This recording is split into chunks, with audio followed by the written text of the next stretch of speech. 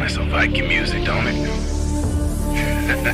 Yeah, gotta get it out the mud, that's the only way to win. Who am I to point the finger like I never ever seen? Been through the ups and downs like the letter N. They don't let you through the door, better kick that again. Cause that's the only way to win. That's the only way to go. Gotta get it out the mud, gotta get it out the flow. Cause that's the only way to go, let's go. Shooting, lights out.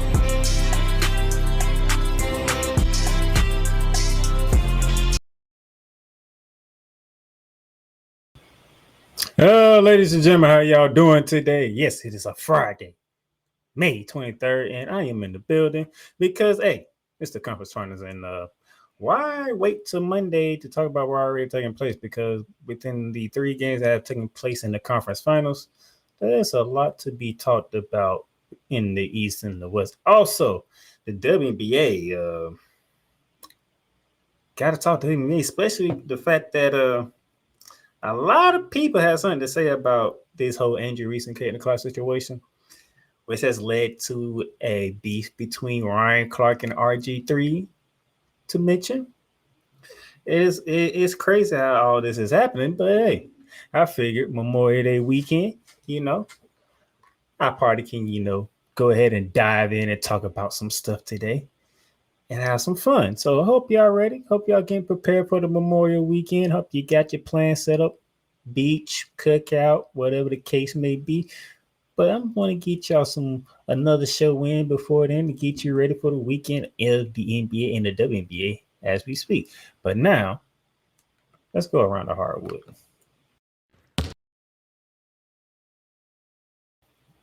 As we begin around the hardwood, we got a couple of things to talk about. Number one, Dave Alderman is no longer the interim coach for the Denver Nuggets. He's officially the head coach of the Denver Nuggets. They have officially promoted him. I believe they like what they saw. They believe how the team flowed and whatnot. So he gets the opportunity now. He has a full offseason. He has a training camp, and he has the upcoming season to prepare. And we get to really see how he does with Nikola Jokic, Jamal Murray, and company as they prepare for next season, obviously. Congratulations. All defensive team, first team here. You have Dyson Daniels, Luke Dort, Draymond Green, Evan Mobley, and Ahmad Thompson is your all defensive first team. Your second defensive team, you have Tamar Kemal, Ruby Gobert, Jaren Jackson Jr., Jalen Williams, and Arvid Zubac is your second all defensive team. So, hey, here's the interesting thing. I say interesting. There's nothing. That's not me complaining or anything. Just interesting. My Magics are the second best defensive team in the whole league, and nobody on our team made the all defensive team. That's interesting. That's just an interesting fact. I looked at it. Let me see if I can pull it up because I was like, that's quite interesting. Nobody on that team made defensive team first or second defensive team. If I remember correct, I think it was Magic Nation on Facebook. I just happened to run across this, and it kind of made me chuckle, to be honest, because I didn't even know. I didn't even think about the fact that this. Let me see.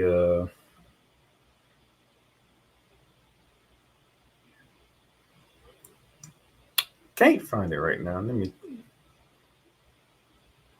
me check if I actually captured it. Nope, can't find it. But yeah, it's interesting. The second best defensive team in the entire league, and nobody on that team made all defensive team, which is quite funny for me. Quite interesting to say the least. But hey, it is what it is.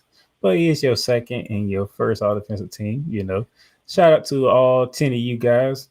Draymond Green obviously is the first player on this list because he is defensive player of the year. But I think only, let me see, Luke Dort and Jalen Williams, the only 2 players that are still playing in the playoffs right now. Everybody else has been eliminated and are on the offseason. You can see Draymond Green with the TNT crew, though, as he's helping them cover the Eastern Conference Finals, which we get to see him tonight. Yeah, you get to see Draymond Green tonight. And we'll talk about that series later on. Shai Gilgeous-Alexander is the 2025 most valuable player in the National Basketball Association. And it wasn't even a close vote, if I heard Ernie say correctly, as they were preparing for game one of the Eastern Conference Finals, that I think SGA grabbed like 72 of the 100 votes that were there. That's like, wow. People really voted for SGA. I still felt like he should have won that last year, to be quite honest with you. And then you telling me that Joker has better numbers than when he won it last year and he couldn't win it this year. Kind of strange, because you're trying to make up for the mistake that you made last year by making a mistake this year. That's basically how it looks. I get it. SGA led the best team in the league, 68 wins and all that. But you telling me a guy who had 26 a game with 12 rebounds and I think 8 assists last year in Nikola Jokic, but he wins MVP over SGA, who had better numbers last year. And then this year, Jokic has better numbers than SGA, but SGA wins it. It's whoever votes this. I need to know who are voting for this, because how they vote doesn't make any sense to me. Because me and Cool, y'all saw it, we talked about it last year going into the vote, that we was looking at SGA as the MVP. That wasn't the case. And then this year we looked at it, was like, bruh, Jokic gave you the first ever triple-double season as a center. And you telling me that's not worthy of MVP? Like, it has to be, do we have basketball minds making these votes? That's what I'm saying. Now, I know Stephen A., he voted for SGA. He was going to give it SGA. If I could debate him, I would debate him on that, because you can't tell me otherwise. Because Jokic gave you a triple-double during the regular season, the first center to ever do it. And he can't, and he doesn't get MVP when he had better numbers than last year when he won MVP? That's all I want to know. That's all I want to know. Who is voting for this? How are they voting for this? What are they looking at? What are they not looking at? Because you basically flipped it. SGA deserved it last year. Jokic deserved it this year, but you flipped it. I don't know why. That doesn't make sense to me, but SGA got it, which he rightfully deserved, because he should have won it last year. But he stood there, and he went on the court, and he proved it well. Especially how the Oklahoma City is looking after 2 games against the Minnesota Timberwolves, which we'll talk about later on in the show. So that's your around the hardwood.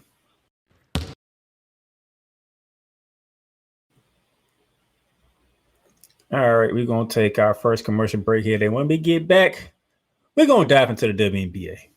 We have a full week of WNBA action. We already took care of the weekend. Now we can look at, I say we'll probably look at Wednesday and Thursday of this week in the WNBA. Have a discussion, and then probably have a Caitlin Clark-Angel Reese conversation, because that's been taking the headlines for the WNBA. We'll be back. Welcome, ladies and gentlemen, to another edition of Into the Net FC. Kylian Mbappe just all of a sudden finally understood his role, and I think he finally understood that everything Kylian Mbappe has accomplished already, there is still a hell of a lot waiting for him in the future. Kylian Mbappe is only 24 years old. He has accomplished so much, and you know what? Kylian Mbappe has not even reached his prime. Finally seeing, the Marcus Rashford we have been hoping for such a long time, But, this game, after everything Manchester United has been, doing lately, this was actually the ultimate test, to see if Manchester United, honestly was all of a sudden for real.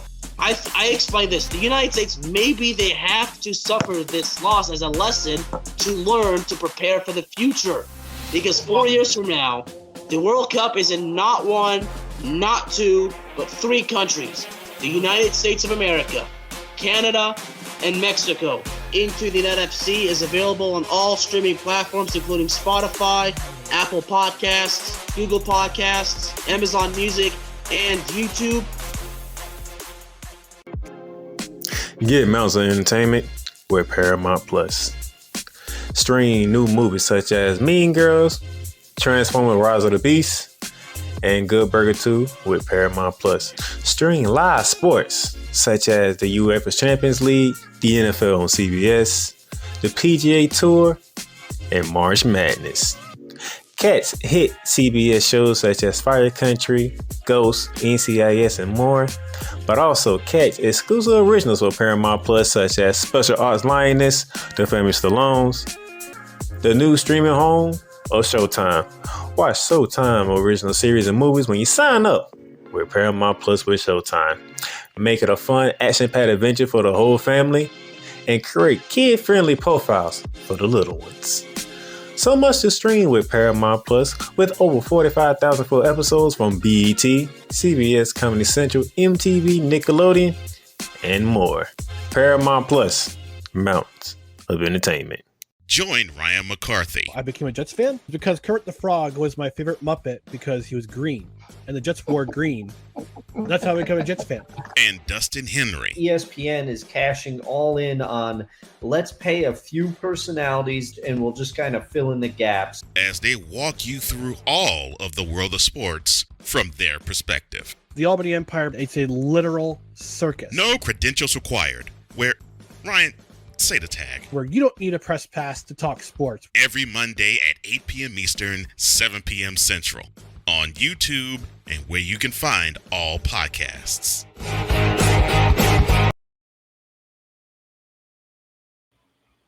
Hey, welcome back to Shooting Lights Out here on this Friday, just before Memorial Day weekend begins. And I wonder if my boys, Ryan McCarthy and Dustin Henry, are they doing the show tomorrow? I wonder if they're doing one Memorial Weekend, because they usually do a show on Saturdays too. No credentials required brunch edition. So I wonder if they're doing the show tomorrow. If they are, catch them 10 a.m. Eastern Standard Time. Them guys, they cover it. They cover basketball. They can talk basketball. They can talk football as well. But I'm pretty sure they're going to be talking about baseball and probably hockey, as not only that the NBA is in their Final Four, but the NHL is also in their Final Four. So if you need something to watch and you don't want to watch the normal, you want a new show to look at on Saturday mornings, no credentials required bunch edition, 10 a.m. Saturday mornings, you won't be disappointed. Shout out to those guys. Now, let's get into WNBA, because the first full week of the WNBA season will practically be in the books after today. They began Friday, and then, they got their full weekend. Sitting here and just realizing it's a lot going on all of a sudden. And we haven't been in we just got a full weekend just now. But let's go back to Wednesday. And they ran it back between the Dallas Wings and the Minnesota Lynx, and LaFisha Collier, 28 points, 8 from 13 from the field, 12 for 12 from the free throw line, 8 rebounds. This lady here, y'all better recognize LaFisha Collier is in the running for best player in the WNBA along with Aja Wilson. Aja Wilson is currently holding the title, but LaFisha Collier, that woman is something else. And I told y'all, if y'all remember when we did our rankings going into the season, we both knew it. Aja Wilson is number 1. LaFisha Collier was number 2. She was number 2 for a reason. Yes, I put her above Breanna Stewart, even though Breanna Stewart is a 3-time champion. LaFisha Collier is on a mission, and she's on a mission to make some things happen. It's just what it is. Look out for me. And they don't even have Kelly McBride yet. We still don't know why she's not with the team. Far as I know, it's had nothing to do with the team. It's something personal. That's all I know. But she is not with the team And I'm telling you, Minnesota is on a mission. So when she does come back, that's another firepower you can add to the Minnesota Lynx. But Nafisa Kaya, she is making her name known to those who are actually watching the WNBA and are paying attention to the WNBA. She's coming for Aja Wilson's title. And Aja knows that. She knows that. But yes, Nafisa Kaya did it to Dallas again. Dallas is off to an 0-3 start. Minnesota's off to a 3-0 start.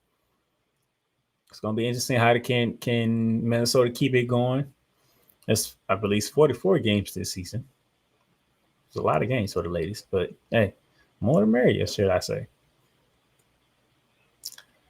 Congratulations to the Golden State Valkyries. They got their first ever WNBA win over the Washington Mystics, 76-74.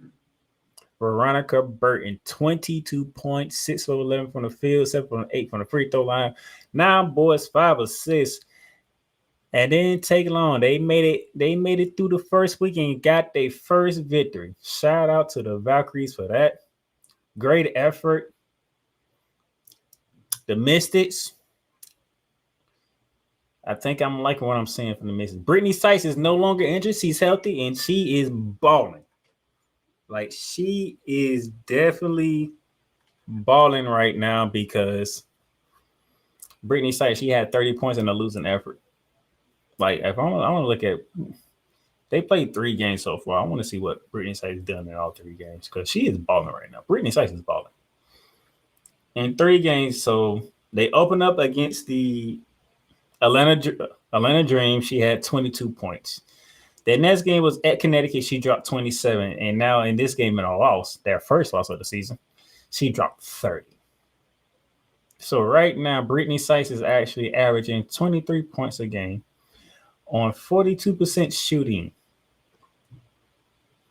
Very interesting. Sonia Sutras, 10 points, 8 boards. Kiki Infant, 10 points, 12 boards. The 2 rookies, they are still trying to find their way, but they are trying to find their way in different ways. I like that. Outside of Burton for the Valkyries, you had Kayla Thornton, 18 points up to put up to help out. I mean, it's a good win for Golden State. First win. Didn't take you long. Took you 2 games. You lost the first one. Then you came back and you won the second one. Can you build on it? But, I still don't expect much for the Valkyrie. It's their first ever season. They don't really have a face of the franchise. Okay? They don't have a face of the franchise. They didn't really do anything spectacular with their draft picks. Kate Martin's coming off the bench. You'll probably say Kate Martin should be the face of the franchise, but she's coming off the bench. The face of the franchise shouldn't be coming off the bench if we're gonna go that route. Okay? If we're being completely honest. But Golden State, they don't have a face of the franchise. They don't have that marquee player yet. Neither does Washington, but there's a reason why Washington doesn't. But happy for Golden State. Happy that they got the dub. Congratulations. And then the final game on Wednesday, you had the LA Sparks in the desert to take on the Phoenix Mercury. Satu Sabli, 25 points. 5 boards, 3 assists, 3 steals.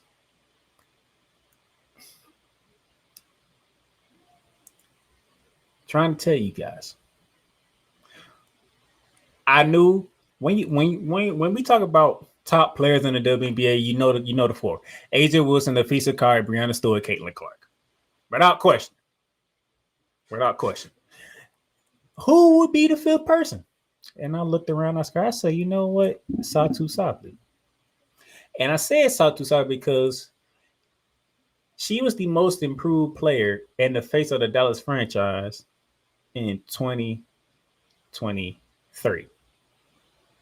She got injured most of the year in 2024, which is why the way Dallas struggled the way they struggled, because Enrique had to do everything on her own. She didn't have the help that she needed because Satu was not there. So I said, you bring in Satu to Phoenix along with Alicia Thomas. And I'm supposed to sit here and not believe that she, even though you still have Khalil Copper, who's injured, by the way, and will be out for about a month, if I remember correctly. I'm like, okay. With that being said, the Phoenix Mercury is now Satu Sabli's team. It's not Khalil Copper's team. It's going to be Satu's team because Satu is that damn good of a player. The problem is, you don't really know about her because the media doesn't cover the WNBA like they should. And I'll get to the reason why that's the problem. And it's, of course, been the case with Aja Wilson, Brianna Stewart, and the rest of the great players before Caitlin Clark showed up. But Satu was like, I'll say Satu's going to be number 5. And she can move up because Satu is that girl. Satu can be the face of the franchise. She's not proven it. 2 games thus far, she has hit, I believe she's hit 25 in both games, if I remember correctly. Satu is one of those that I know. If you put her, if you give her the opportunity, she will show you what she can do. And she has shown that thus far in Phoenix. She had 27 against the Storm in the opener with 6 boards. Assists, 2 blocks and a steal. In this game against the Spartans, we're talking 25 points with 5 boards, 3 assists, 3 steals, and a block. I mean, y'all better look out for Phoenix. That's why Phoenix was in my top 5 for teams. Because Alyssa Thomas, whenever she wants to, she can be a triple-double machine like Russell Westbrook was when he was with OKC. Matter of fact, in this game against the Spartans, she had 19 points with 7 boards and 5 boards and 7 assists. 7 for 10 from the field. Very efficient day for Alyssa Thomas. Okay, but this is going to be Satu's team. Satu is the new face of Phoenix right now. Pay attention. If Phoenix becomes one of them teams that you got to concern yourself about, it's because Satu Sabli is showing you why you should be concerned about Phoenix. It's just 2 games, though. It's just 2 games. We're not going to overreact. But the way Satu is playing, I feel good about her. I like the way she played in Dallas. She's healthy. Have fun stopping her. Have fun slowing her down because she is one of them girls. She's up. She can be up there with the Aja Wilson and the Fisher Colliers of the world. She can be up there. And maybe Phoenix is where that she can actually blossom and show it to the entire world now, since the world is actually wants to pay attention to women's basketball now. But this is where these things happen. This is where we are at. So shout out to Phoenix. Off to a good start. 2-0. Can you keep it up? That's the question. Can you keep it up? And you're not going to have Copper for about a month. But if Satu play the way that she plays and Alicia Thomas play the way that she plays, Phoenix is going to be a tough out for anybody. That includes the New York Liberty. That includes the Las Vegas Aces. That includes the Minnesota Lynx. That includes the Indiana Fever. Currently the top 4 teams on my list. So that was Wednesday's action. Let's get to yesterday's action, Thursday's action. Speaking of Indiana, they ran it back with the Atlanta Dream. Remember, the Atlanta Dream went to Indiana Tuesday? Yep, the Atlanta Dream went to Indiana Tuesday, and they came out with a 91-90 win in Indiana. They ran it back Thursday down in the ATL. And the Indiana Fever, they got their payback, 81-76. Physical game. A lot of trash talking, a lot of physicality in this game. Ryan Howard, Caitlin Clark exchanged some words, you know. This is what we want. Now, if you're a Caitlin Clark fan, I don't know if you're new to basketball or you don't know how basketball works, because even though it's women's playing basketball, it's still basketball. The same exact rules apply to the ladies as is the men.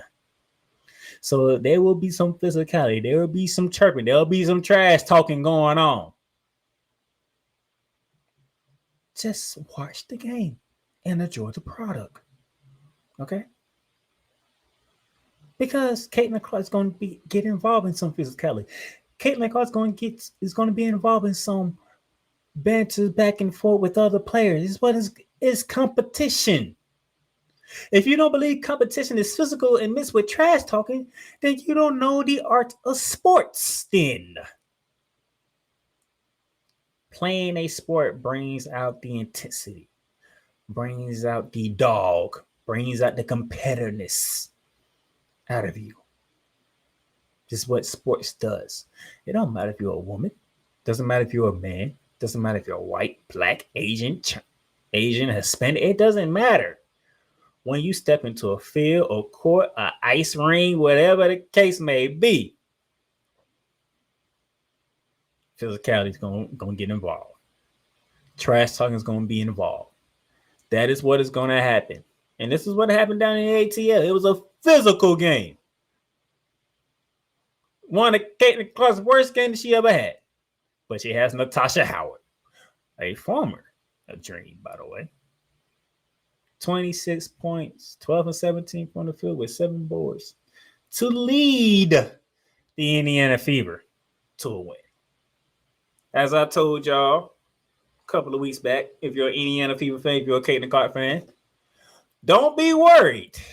Don't lose yourself. Don't get your pennies in a bunch if the Indiana Fever struggle out the gate. Because they have a brand new team. Yes, you still got Kelsey Minzer. Yes, you still got Caitlin Clark. Yes, you still got Aaliyah Boston. Yes, you still got Lacey Lord. But Stephanie Wright's your head coach now. You brought in Dewan Obama. You brought in Natasha Howard. You brought in Sophia Cunningham. These players have to adjust to what the coaches are displaying and the verbiage they're using, and they have to adjust to each other. So when they lost on Tuesday, I'm gonna need y'all to calm down. This season just started. It's gonna take time for this group of players to understand each other. And when they understand each other, then you can see it flourish. But it takes time. It takes patience. It takes patience. So, yes, Caitlin Clark didn't have the best game. 4-for-11 from the field. Oh, she missed all her three. This is the first game that she has had, if I remember correctly, in the WNBA when she has not hit a single three. 0 from 5 from three-point range, 11 points, 4 rebounds, 6 assists. But she had her teammates pick her up. Kelsey Mitchell, 17 points, 7 for 19 from the field, 1 for 6 from three-point range. We already talked about Natasha Howard, who is the star of the game. Dewan Obama went 0 for 2 from the field, 0 for 1 from three-point range with only 1 point. But she decided to give you 8 boards. Okay. Do not lose your do not lose your mind when certain stuff happens and certain games are played in a certain way. The Atlanta Dream, who also is trying to find themselves as a new team because Tahina Papa, they draft pick from the South Carolina University. All right, you have that. You also have Brittany Garner, who came from free agency out of Phoenix to sign with them, okay? Atlanta has a new coach as well. So they're trying to get acclimated on how that coach is talking and feeling and stuff like that. But, hey, Ryan Howard, 24 points, 8 from 17 from the field, 3 for 7 from three-point range, and a losing effort. Tahina Papa gave you 11, okay? Alicia Gray gave you 11. You got 15 from Brianna Jones. So if you're an Indiana fan, calm down. Told you before the season started. If you start seeing some rough patches going on, calm down. It's going to happen. It's a whole new team. You know some of the pieces, but it's a whole new team. This is what's going to happen. So in the 2 matches with the Atlanta Dream, they both split, both tightly contested games, both physical games. We are playing basketball, and this is what happens when you play basketball. Cole Johnson's in the building. What's up, Playmaker? It's good to see you again. What's up? Everything's good. Everything's good. Oh, you talking about the fever? Interesting. You know, when they lost to the Dream on Tuesday, people lost their mind. So, wait, they're playing 44 games this season. It's long. Come on, man. So, like, and they don't like how this game went. Last night. I'm like, okay, so they started off slow, but they still pulled it out and got a dub. And the Dream aren't slouches. So, what's the problem? This is the problem when you have fans who only pay attention to one team and they don't understand how the game of basketball is played. And they have unrealistic expectations that go along with it. Yeah. So they I guess they expect the Fever to go 44-0 throughout this season. I mean, Caitlin Clark, this is the first game in WNBA career for Caitlin Clark. She ain't hit a three. She didn't hit a three. It happens. Okay. I mean, that happens with all the great shooters. Yeah, I mean, you're not gonna be able to hit a three every game. It's something when you can get a person to hit threes most of the time. But I'm just trying to get these people to calm down. Like this is what basketball is. But I think the other thing is, and we probably gonna talk about it more when we get to our main subject for this segment. Mm-hmm. They see them as women, bruh. It's basketball. I don't care what sport it is. I don't care if you're a woman or man. If you're playing a sport, physicality is coming with it. There's no way around it. The way I'm seeing it, man, the women's game is more physical than the men's game. So now it's to the point where it's like it's not like, oh well, the women shouldn't play that. It's like more like, man, they seem to be more competitive than dudes are. I love it. I want to see more of it personally. I love it too. But people, we have to deal with these people. Speaking of threes. Oh, your team raining down on them with threes? Yeah. Made history doing so. Mm-hmm. And you know I love Angel Reese, but okay. And you know I'm not the one to overreact on anything. But if we're gonna keep it a buck, like Cam would like to say, Chicago has a lot of problems. And Angel Reese is just one of them. But they gotta find. Okay, all right. I guess we can pull out in the corner and talk about this for a sec. The Sky has to find a way to make Angel Reese comfortable on the court, because to me she doesn't feel. Correct me if I'm wrong, sir. When I see her on the court, I don't see her as comfortable when she's out there like she was back at LSU. I think nobody on that team is comfortable. And thank you. And it permeates through the rest of the team.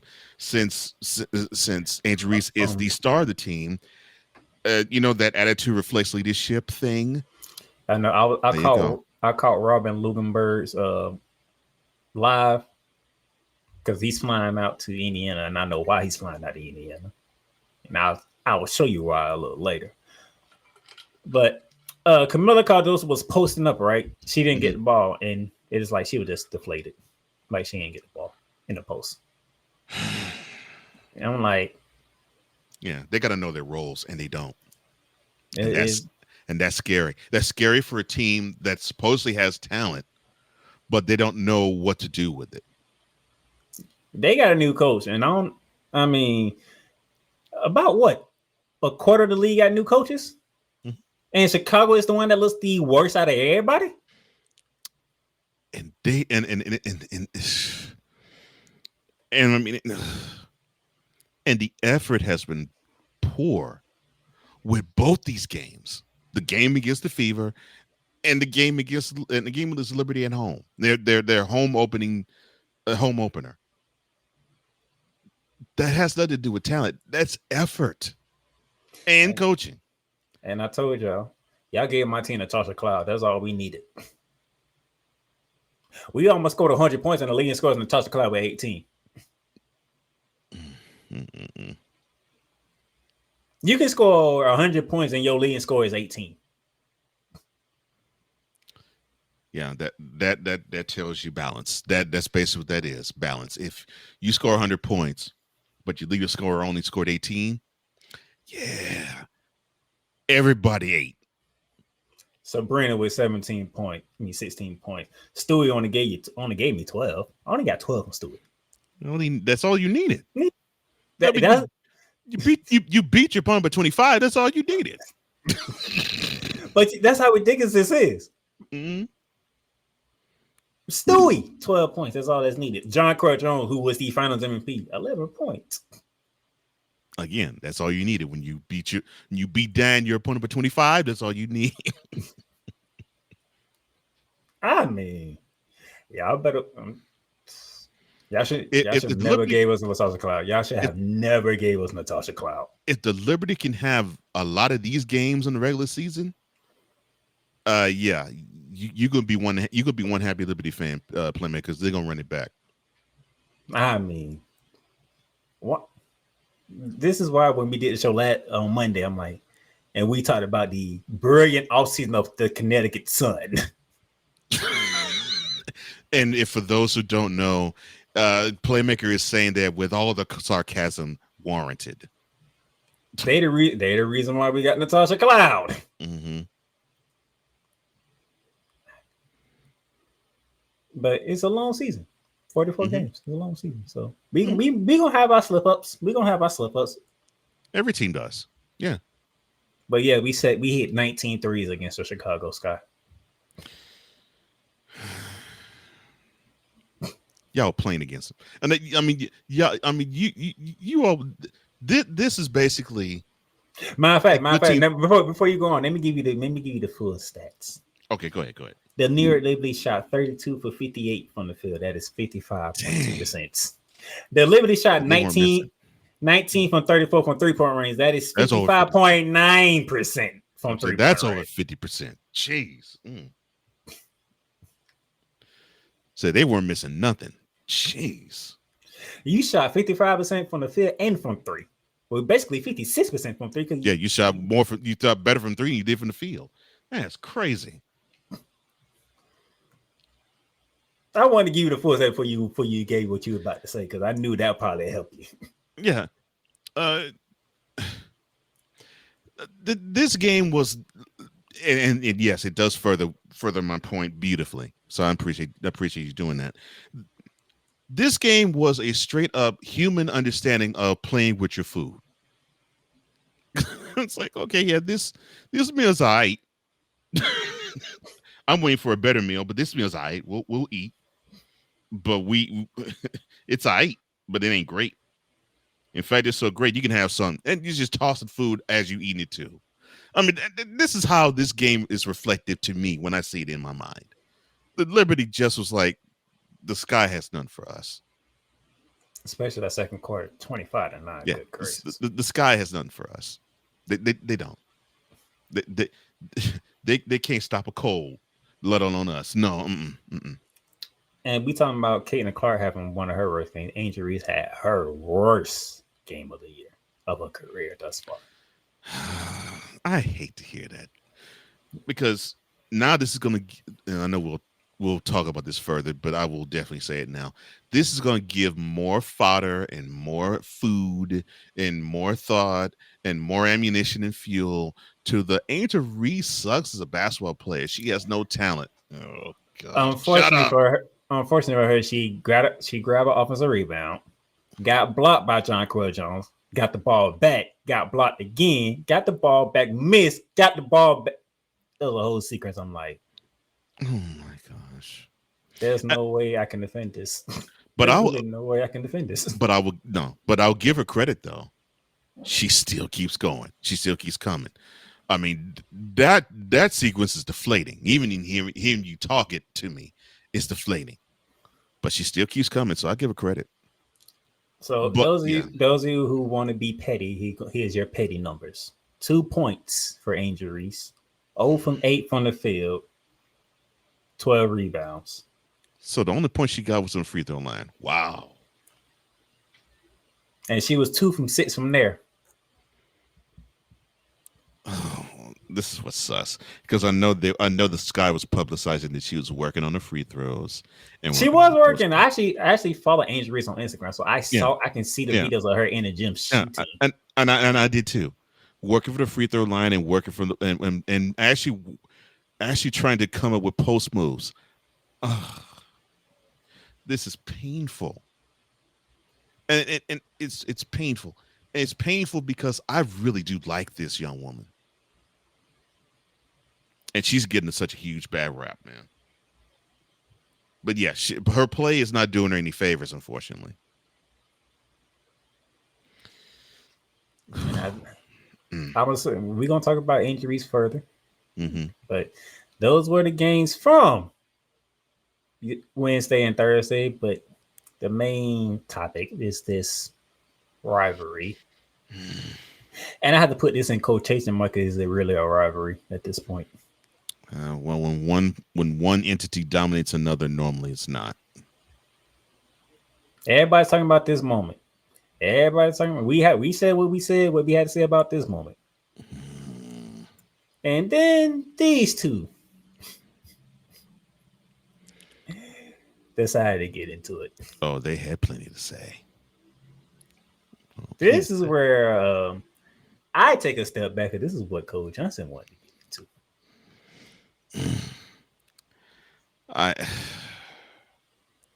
Look, I mean, I put it to you like this. If you're going to eloquently talk and break down and analyze games, I want you to do it from all aspects. All, not just from a certain one, not just from a couple of them, but from all aspects. Because I don't know what you call what we have seen. I really would like to know. I really would like to know when you see this woman. Yes, I'm addressing everybody. When you see this woman, what do you see? Do you see a basketball player that is still trying to figure it out? Or do you see an angry black woman? And I want you to honestly ask yourself that question. Do you see a basketball player trying to work it out, and she's young and she's still trying to know what she's supposed to do and how she's supposed to dominate in the game that she loves, obviously, but it just hasn't come to fruition yet? Or do you see a woman where you're like, oh yeah, she reminds me of all the stereotypes black women go through? Oh, she's angry. Oh, she's talkative. Oh, she's cocksure. Come on. If the takes are going to be that lazy, then why should we even listen to you? And that brings me to one Mr. Robert Griffin III. Now, I'll get to your brouhaha with Mr. Ryan Clark momentarily. But, sir, when you on your show Out of Pocket, and I love the fact that you titled that Out of Pocket because I know it was a double entendre. You were a quarterback, so yeah, it's cute. And in your humor, it's like, yeah, my show's called Out of Pocket. Unfortunately, this take was out of pocket. When you saw this foul last weekend in the season opener for both the Sky and the Fever, and you saw the foul that Caitlin Clark laid on Angel Reese,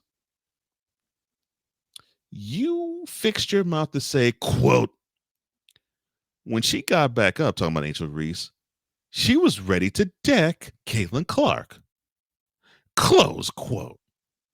And you went onward to say that she's angry. I got that full quote for you. All right. Angel Reese hates Caitlin Clark. It's staring us all right in the face, but people are afraid to say it. Won't answer questions about Caitlin Clark, get mad when people praise Caitlin Clark for the explosion of popularity around women's basketball.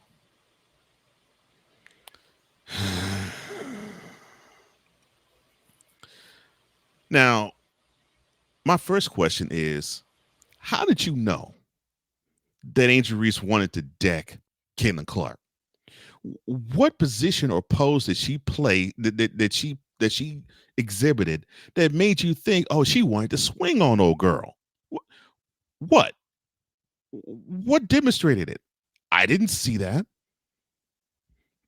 What I saw, what playmakers saw, and what all of us saw was a basketball player not really feeling the vibe of being hard fouled on.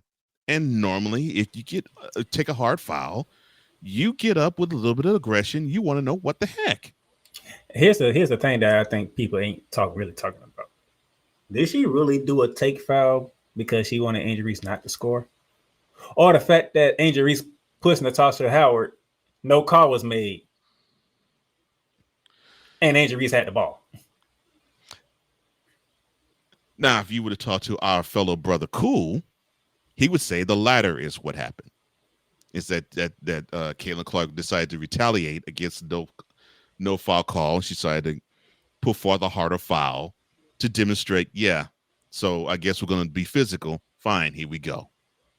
And there may be a little bit of truth to that. But I think it's also a little bit of truth, too, to, okay, you had Reese, who was in position to put back a rebound. And you wanted to make sure that she wasn't going to lay it up.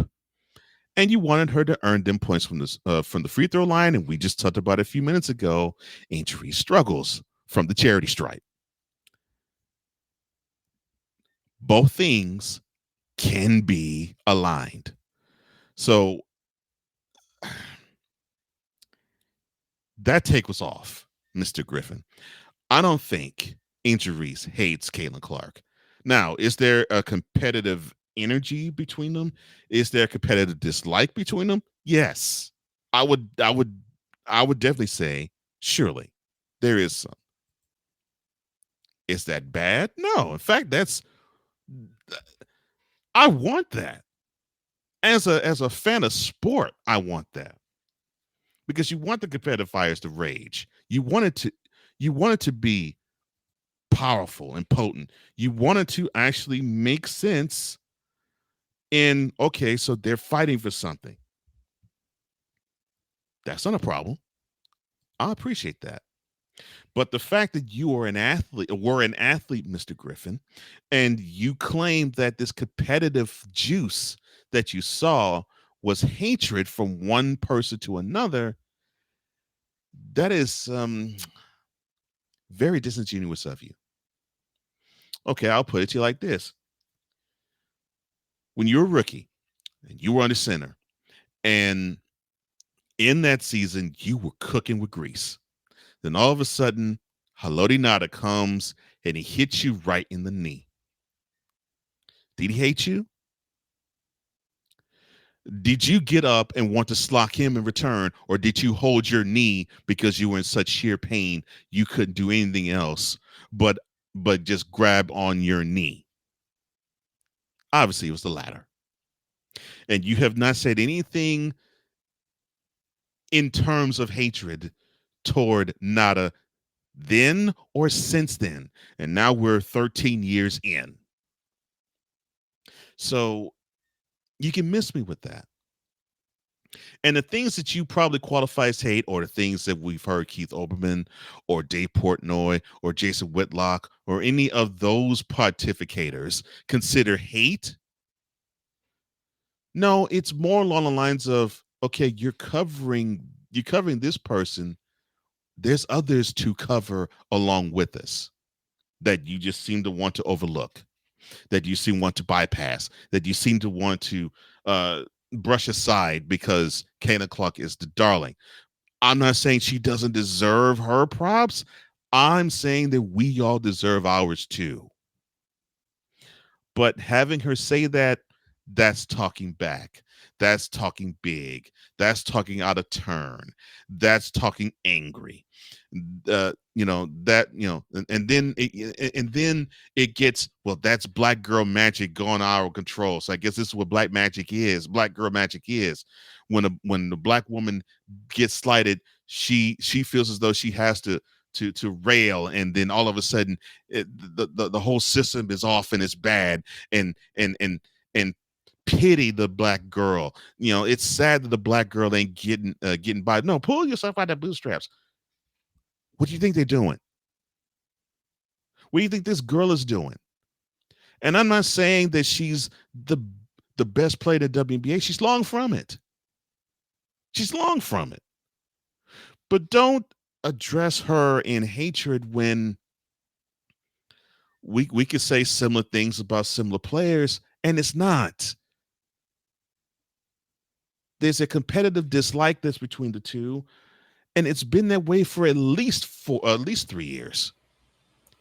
So no. And then on top of it, you have the nerve to want to compare those two to Isaiah Thomas and Michael Jordan.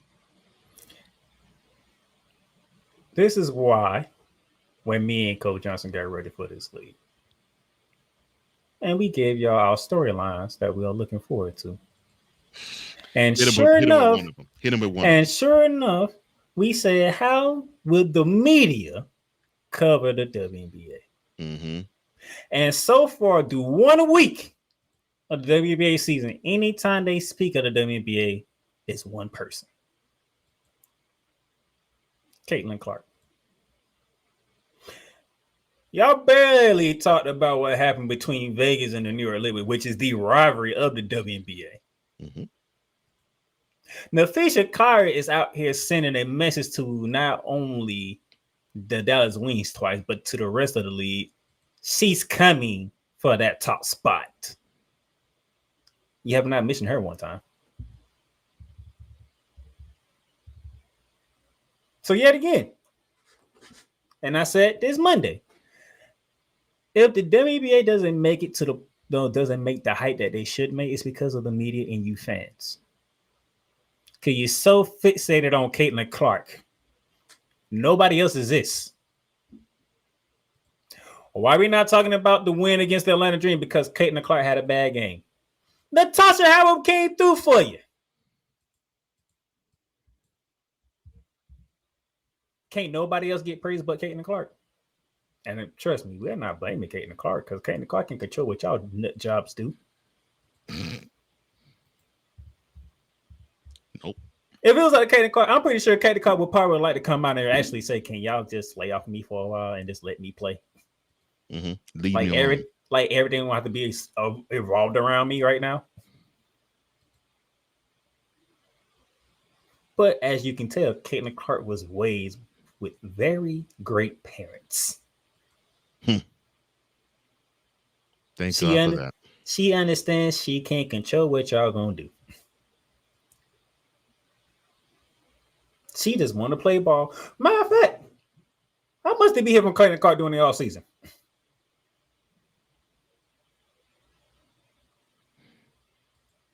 You know why that was stone solid? Because we didn't hear from Caitlin Clark during the all season.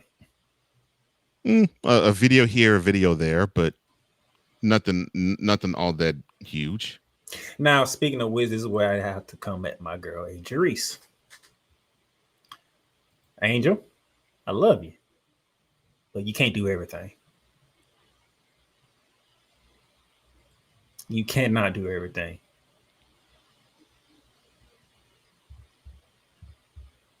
And I think it's starting to get to you. Good point.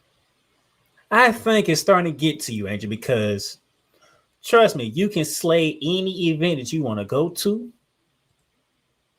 You can turn heads when you walk into the room with the dress that you be wearing, be the supermodel that you look like, and all that. But guess what? You're having a bad start to the WNBA season right now. Me and Coach Johnson, they said we watched you work on your game during the offseason. Mm-hmm. It's not showing up in the season now. Where did all that work go to?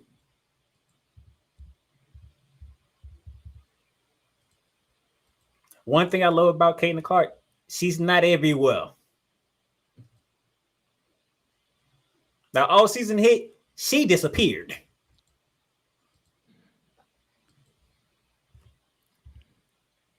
When you did see Caitlin Clark working on her game, matter of fact, I believe, did we not see videos of her lifting weights too? Mm-hmm. Post play, free throw line, and pumping weight. Yeah. Caitlin Clark got away from the spotlight when it was time to get away from the spotlight. Angel, don't go searching for the spotlight. You do what you need to do, and the spotlight will come to you.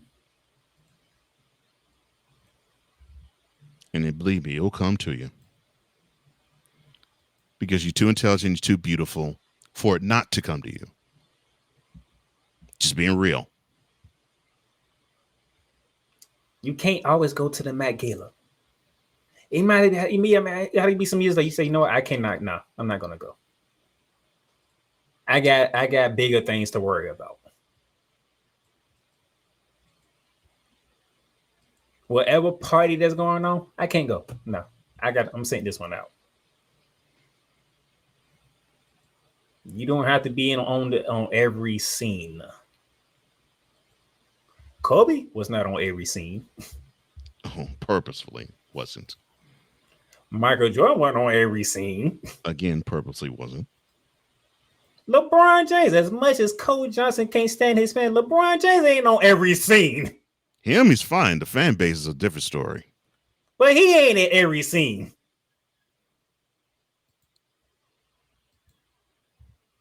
You know why I brought them names up? Because those are names that we put up there with the greats, right? Mm-hmm. They're not on every scene. Steph Curry, not at every scene. They are seen when it's time for them to be seen. Outside of that, y'all is not going to catch LeBron James, Steph Curry. They finna be chilling with their families for whatever time they got before they are back in the lab getting ready for next season. Mm-hmm. So while we did see you work on your game, we also saw you at every scene too, Angel. You can't have it both ways. You're right, including the Met Gala, which is, that happened early this month. Yeah. You can't have it both ways, Angel. If you're going to play ball, we need you focusing on ball. The fashion stuff, all that's going to come anyway. Mm-hmm. Because like I said earlier, you can slay any dress that you be wearing. Yeah. You will turn heads to everybody when you walk in the room. But the WNBA season is here now. We need you focused on the court. We can care less about what you look like going in. We need what you doing in between them lines now. That's where we at now. Right.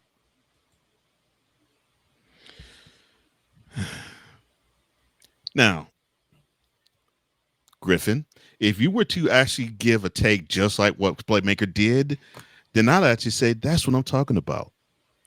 You actually talking like you watch the sport. You're talking like you study Angel Reese. You actually giving advice to her that she actually could take. Where it isn't a personal axe to grind. It's this is what I see about your game. I know your heart. I know what you studied. It's not computing on the court. So maybe you need to do this in order to change up what you're doing. That's not what you offered. You offer this woman's angry and that she hates her competition. Matter of fact, RG3, how do you know it's hate? How do you know it's hate? That's my question. How do you know it's hate? That's why I'm with that. I'm like, did we not see them? Did we not see them play together in the All-Star game last year? Yeah. Did they not enjoy playing with each other in the All-Star game last year?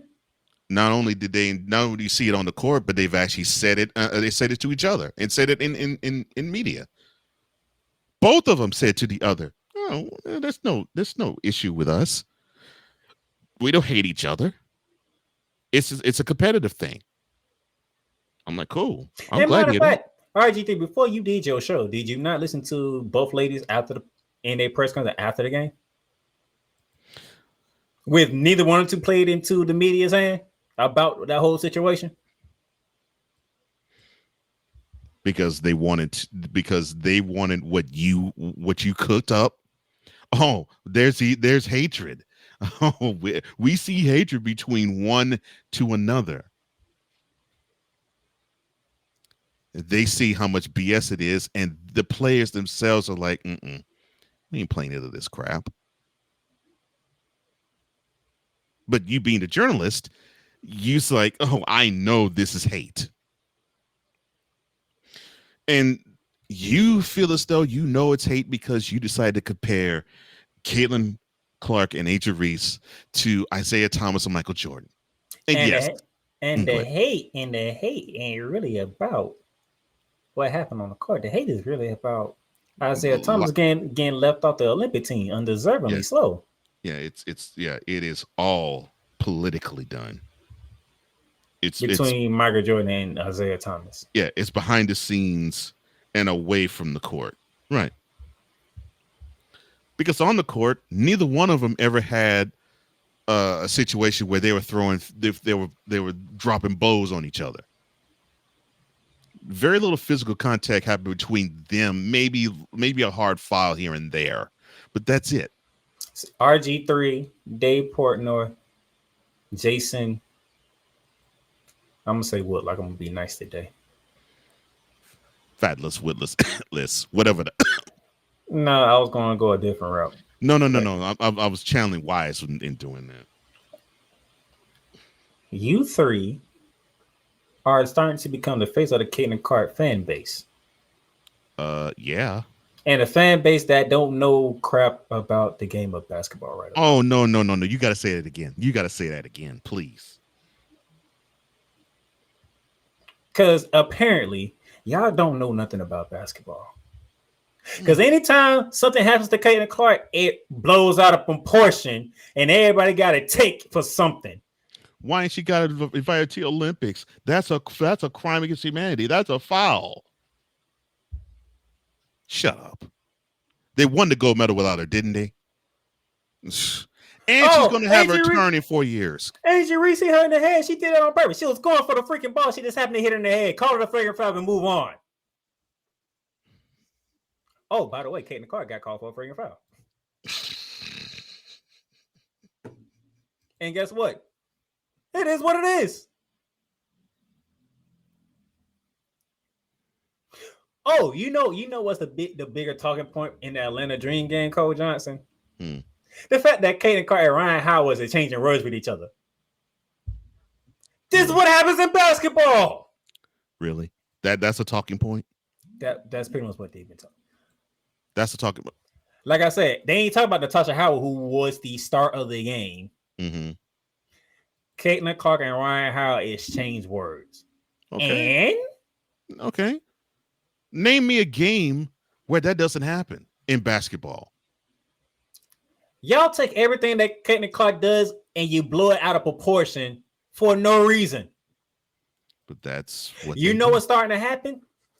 Caitlin Clark is starting to get treated like the Dallas Cowboys. You can't turn nowhere without somebody having something to say about Caitlin Clark. Same thing with the Dallas Cowboys. You can't turn nowhere without somebody having something to say about the Cowboys and be like, the Cowboys ain't even evolved this time. And y'all still can't stop talking about the Cowboys. Caitlin Clark is doing what any other basketball player is doing, but y'all taking it and blowing it out of proportion. Yeah, because this is the golden goose.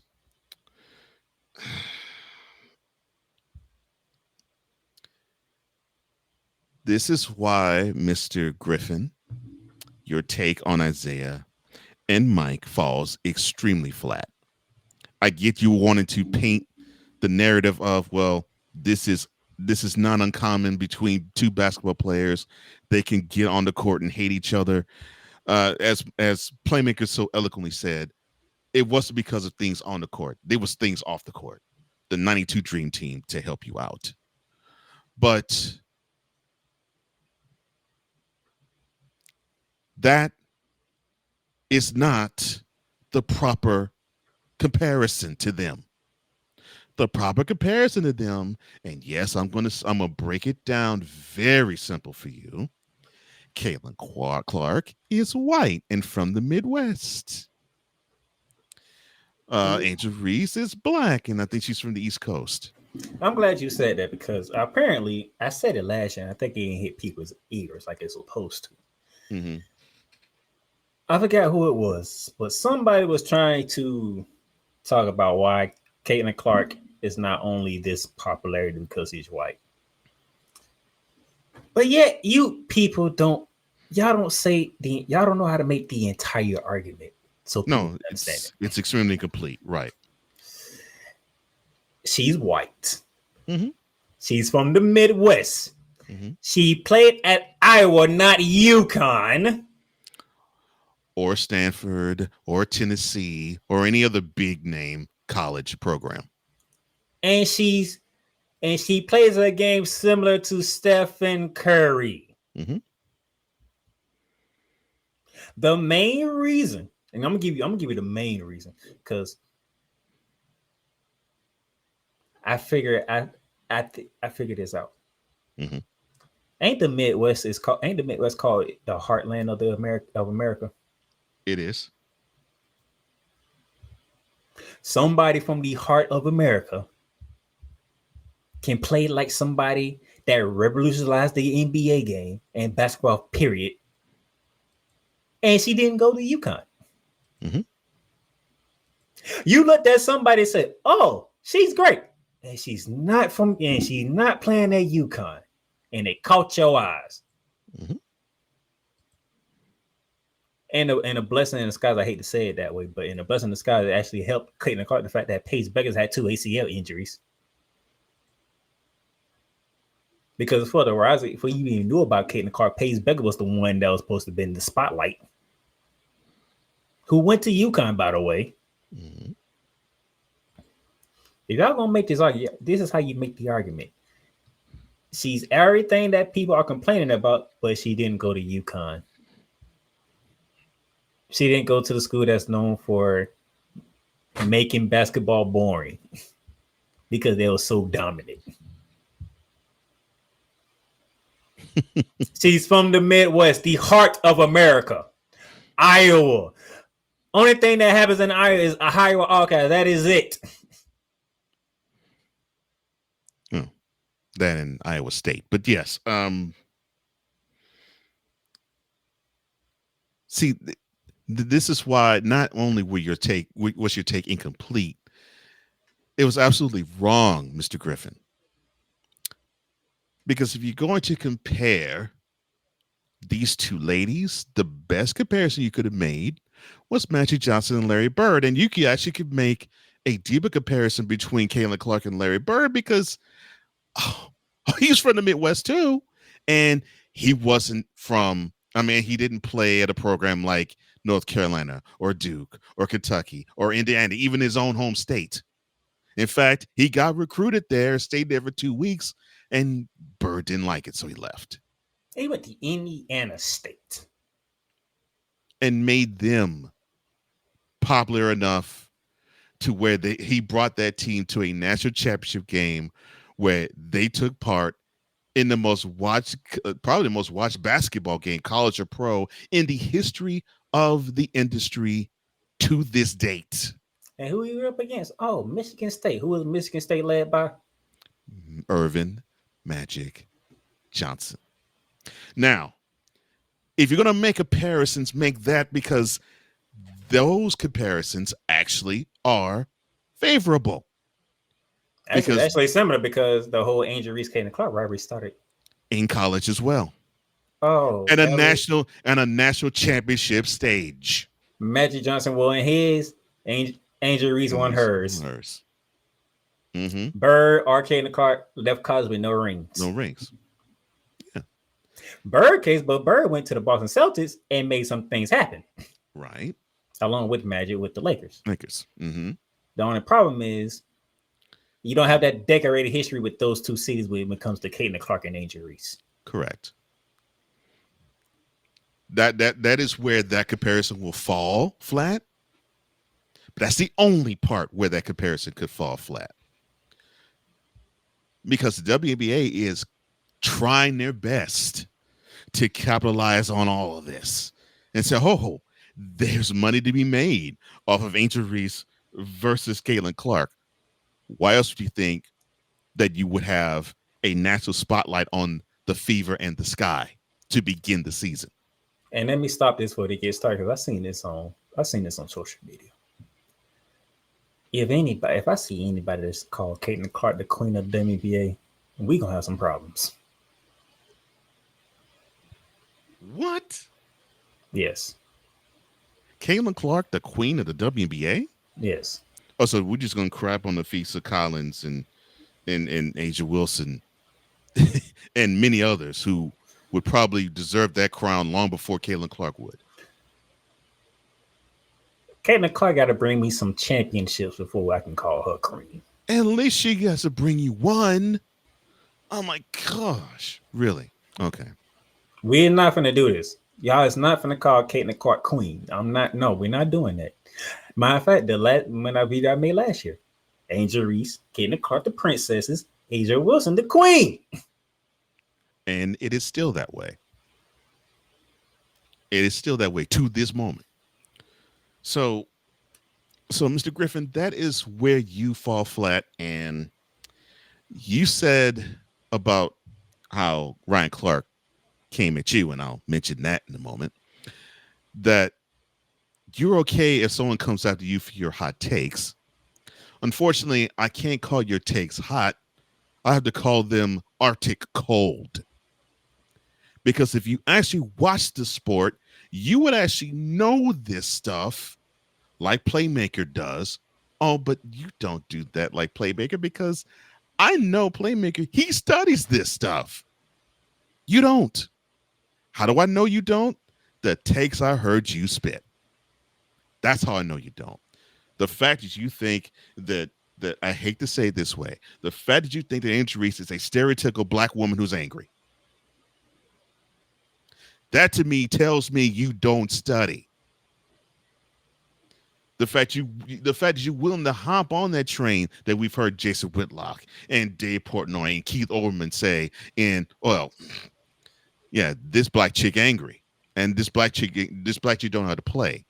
And Caitlin Clark, well, she's the queen of basketball. You don't study. And unfortunately, they don't either. At least the way they should, if they're gonna call themselves sports prognosticators. No, they don't study. Come on now. Everybody has a really a basketball mind. Know that, man. What did she do against Asia Wilson? How does her stats compare to Asia Wilson? They is not comparable. They don't compare. They're not compare because Asia Wilson is leagues above them right now. And right now, it ain't comparing to Nafisa Collier. And she's leagues above them too. But you know something? That was the same thing when it came to Larry Bird and Magic Johnson, but they brought their games up. And it wasn't long. But we talked about Moses Malone, Kareem Abdul-Jabbar, and Dr. J because they were ruling the league. They were ruling the league before and when Magic Johnson and Larry Bird became NBA players. Same is true for Nafisa Collins and Asa Wilson. They've been ruling the league. And they're ruling the league now as Caitlin Clark and Angel Reese is finding their way into the league and trying to find their way and carve their niche in it. But no, it's so convenient that you look at this black woman and say that she sucks and she's angry, and this white woman say that her game is so pure and she's so beautiful, and know that we need to just simply get a barf bag and just throw up in it. And that is what I have a problem with you, Mr. Griffin. I'm attacking you because your takes have a biased viewpoint. I can say the same thing for Ryan Clark. Knowing how Ryan Clark is. I'm glad you mentioned him because that's exactly where I was about to go next. Go ahead, sir. Because Ryan Clark, he didn't have to bring in RG3 is married to a white woman. He didn't have to bring that up. You timed that perfect because that's exactly where I wanted to go. He had to bring that up, but knowing Ryan Clark, I don't think it's only because Angel Reese is getting all this. Remember, what school Angel Reese graduated from? LSU. What school Ryan Clark graduated from? LSU. I love Ryan Clark, but Ryan, I do think you went a little. I ain't gonna say how RG3 and anybody else say you went. Oh, no, you went a little too far. And I know how you is about the ladies, especially our black ladies, especially those who come from LSU too. Uber protective. Yes.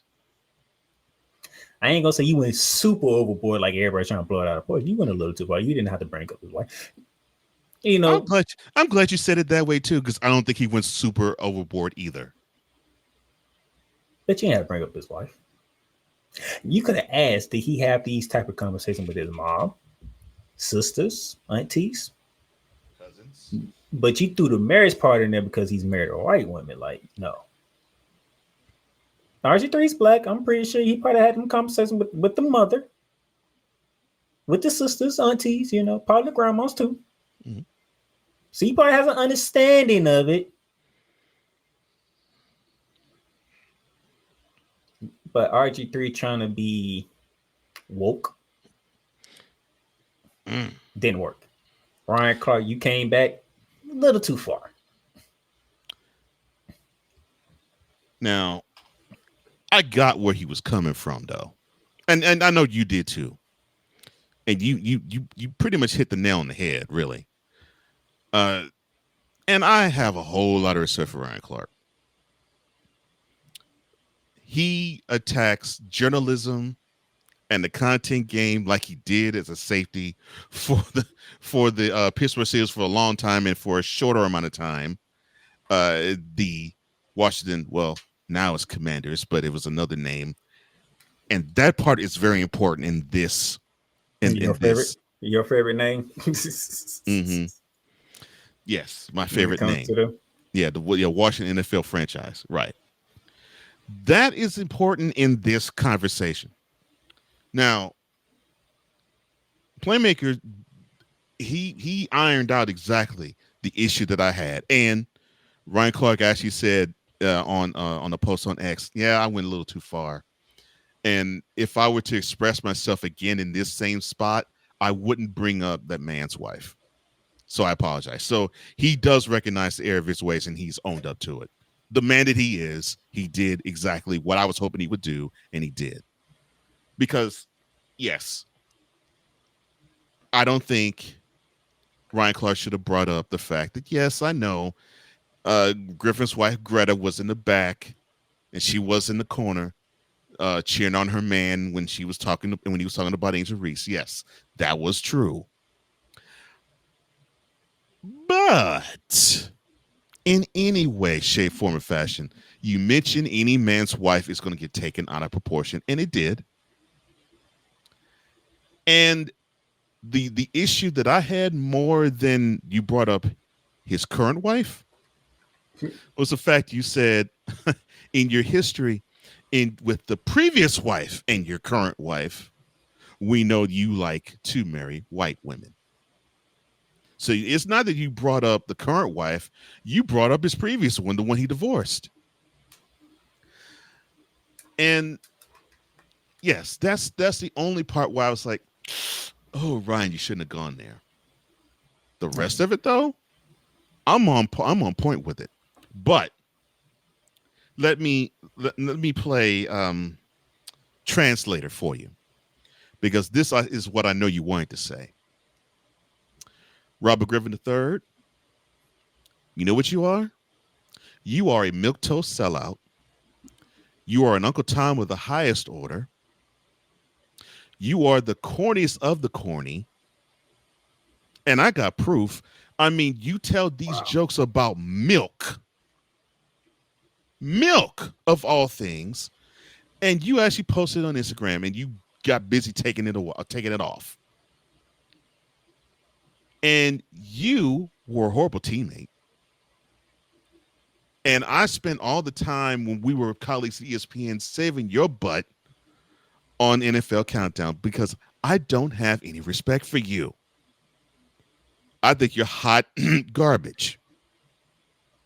And the fact you talked ill about an LSU alum and a black woman, I'm coming for your neck, son, because you are the lowest piece of trash that I've ever seen in the journalism game. That is what he actually wanted to say to you. But he didn't, because he thought he could be a little bit more eloquent in illustrating the fact that you seem to not have an understanding of black communities' issues. And he decided to use the fact that your dating history proves it. No, I don't have to go there. I don't have to go with the dating history that proves it. No. Your commentary proves it. Your commentary proves it. How dare you say this woman hates another one simply because she's angry? And then how dare you say that she was willing to get up the swing and she didn't have any fists clenched? What's wrong with you, man? You should know better than that. But I'm gonna get more on you momentarily. Ryan, my brother, I know, and I got a lot of love and respect for you. I love what you do on the pivot, and he actually said those things on the pivot. Yeah, he said it on the pivot. I love what you do on the pivot because I love the interaction you have with Channing Crowder and Fred Taylor. Fred Taylor's one of my favorite running backs of all time. I mean, that he's one of my favorites. And yes, I'm saying this as a Texans fan, and he used to give my team the blues.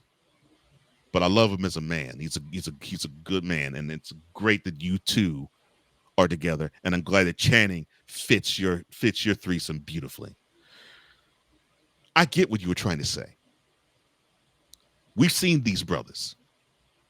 Playmakers seen these brothers. I've seen these brothers. I get you. I get what you were trying to say.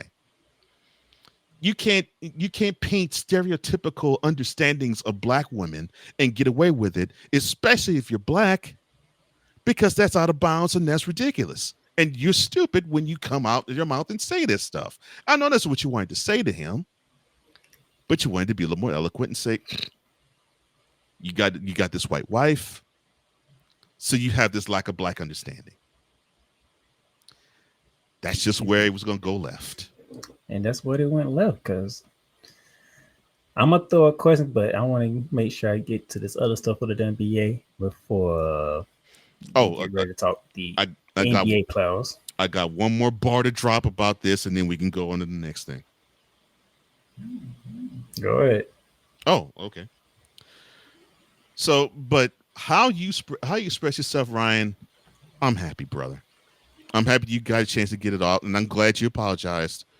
I just wish you could have been a little bit more to the point about him and not involve Greta or Griffin's ex-wife. Now, back to you, Griffin.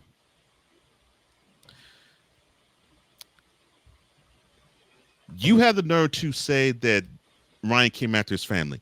Came after your family. No, he didn't come after your family. In fact, he was complimentary of your current wife. No, he came after you. And you know he came after you. And you know why I know he came after you?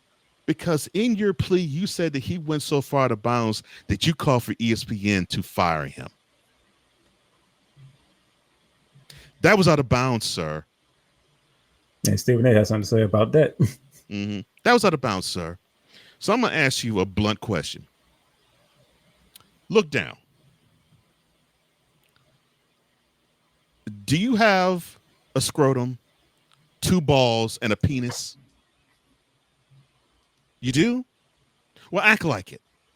Act like you actually have some balls. Act like you actually have a penis. And you confront the man and say, dude, you out of pocket. And this is why you're out of pocket. And we got to iron this crap out now. And if it's some past crap, we can handle that too. And if we can't handle it any way else but with fisticuffs, we could do that too. But this dialogue, trying to actually encourage and incite going after a man's pocket, That's out of bounds, sir. That's out of bounds. So my take about you, Mr. Griffin, you, not your wife, not your ex-wife, not your daughters, not your family, you, is that you, sir, are a white man masquerading in black man's skin. That is what you are, sir. Because you pissed me off in clapping on Angel Reese, calling her an angry black woman. You didn't say those words, but that's what you alluded her to being.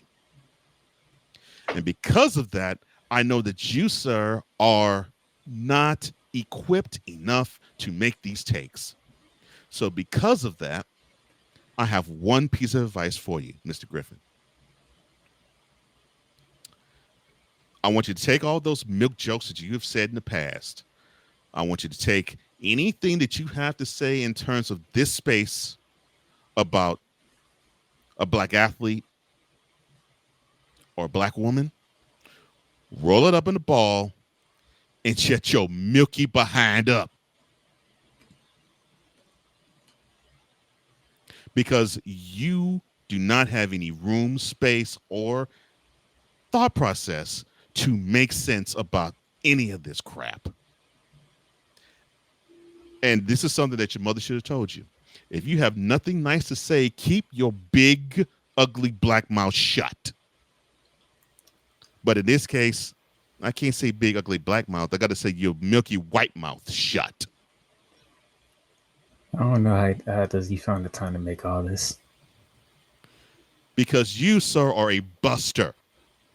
And I know you're haunted by being corny, being called corny, because you are, sir.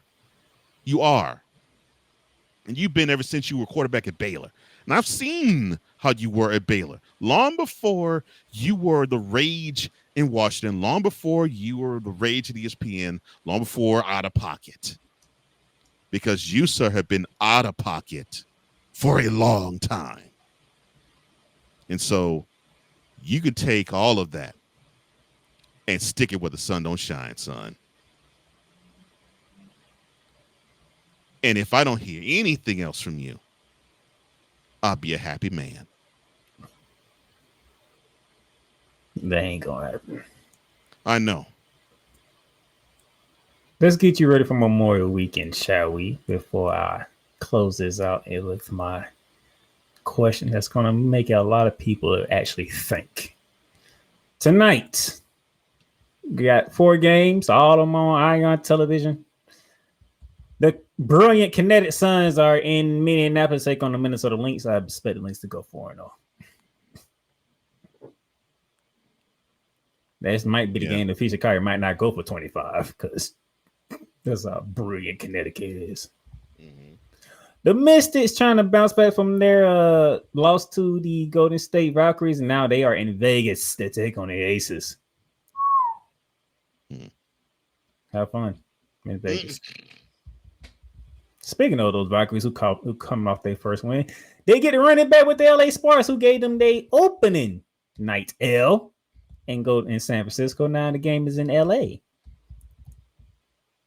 And then the Phoenix Mercury taking on the Seattle Storm. That's going to be interesting. But let's go to Saturday. And the reason why everybody's flying out to Indianapolis because at 1 p.m. CBS, the defending champs are in town. Kate Nicholas is looking for a bounce back game, but the defending champs stand in the way. You sound happy. Man, I have the entire weekend off. I don't have to go back to work till Wednesday. So you already know what I'm doing at 1 p.m. tomorrow. So 1 p.m. tomorrow? Well, I'll be on the grill 1 p.m. tomorrow. But yeah, I already know. Yeah, you're gonna be parked in front of the tube. Oh, and then based how this game goes, I want to see how the Miz is gonna cover it afterwards. Oh gosh. Because that's going to tell me what the media is going to do and how the media is the entire mess of the WNBA. Very much so. They don't CBS Sports Network, the Dallas Wings looking for their first win of the season. They're in the ATL to take on the Atlanta Dream. Paige Beckett versus Tanita Pow Pow. Interesting. That's very interesting. A rematch from the national championship down in the ATL.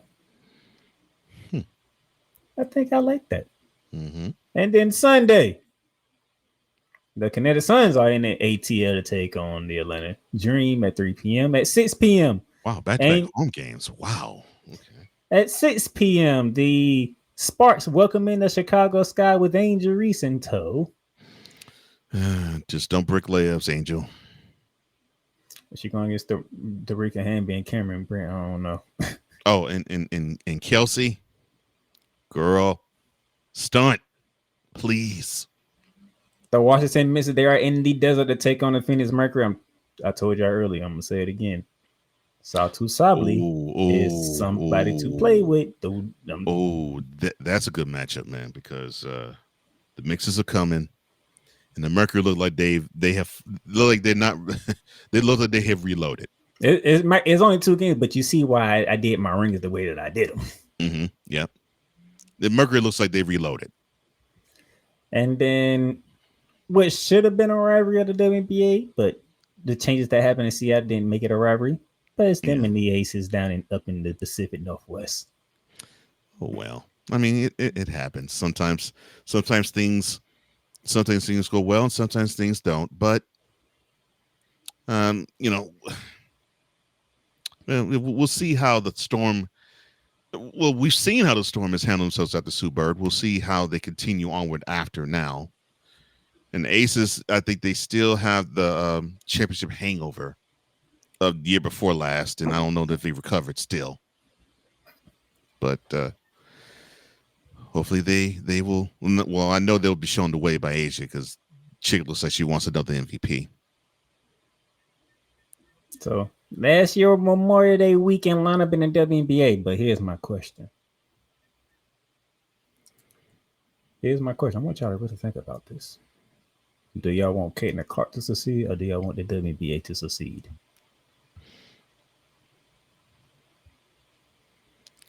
Well, you're going to get these goofs who are going to say, well, obviously I want Caitlin Clark to succeed because if she succeeds, the league does. No. I want y'all to really think about this. No.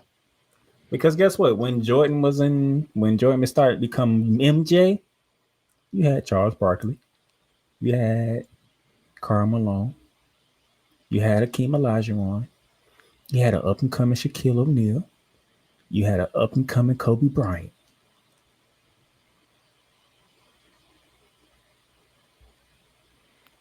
But even then, all everyone wanted to talk about was Jordan. I know because I lived it. I know you lived it, but I'm saying is people also looked at it and say, you know what, these other players, they're coming too. You got to give them love too. You got to. Especially Charles Barkley. I know how much love people give Charles Barkley. That dude could play. That dude could ball. Out of everybody in the Jordan era, people feel most sorry for Charles Barkley because he played in the Jordan era. And of all the superstars that played against him, he actually played the best against Jordan. And yeah, it was a heartbreaking 6-game loss, but yeah, that's why. And people who are young, people who are around your age think, well, Barkley's nothing but a mouth. That dude could ball. No, I know you know that. I know you know that. But many around your age don't. Yeah, my generation know better. And here's the funny thing. I don't know if y'all been paying attention to this or not, but I think me, Cole Johnson, Kool McCain, Dre Day, we have all said this. I don't know. I haven't had that conversation with Snowman yet. That might be a conversation I have with him Tuesday. Caitlin Clark is not the MJ of the WNBA. The MJ of the WNBA is not even in the WNBA yet.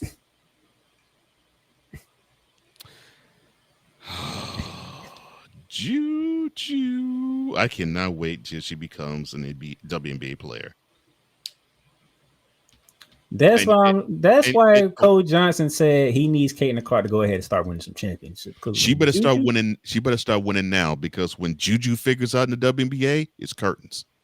It's a wrap. And I'll say this now. May 23rd, 2025, 6:22 p.m. Eastern. I will say it now. You buses in the WNBA, you got probably, let's see, she'll probably draft in 2027. You probably got maybe 2-3 years. So I'll give you the 2030. If you ain't won chips by then, I think you're going to be froze out of it. Because Juju is that deal. Ooh. Ooh. So if you're in the media, that includes Stephen A. Smith and ESPN,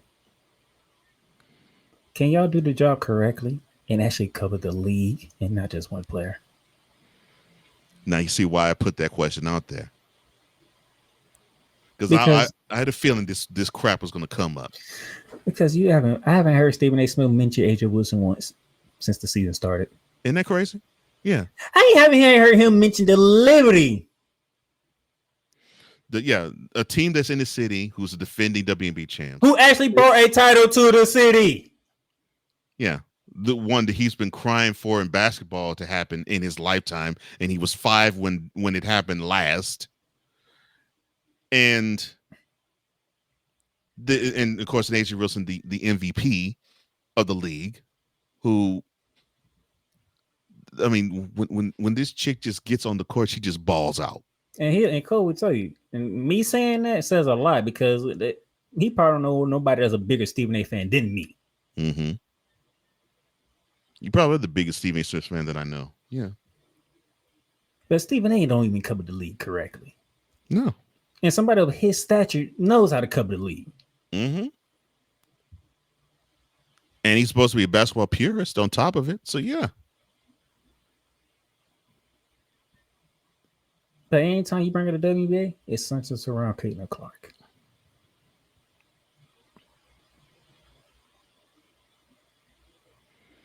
So media, do your job and help the WNBA. It's more than just Caitlin Clark.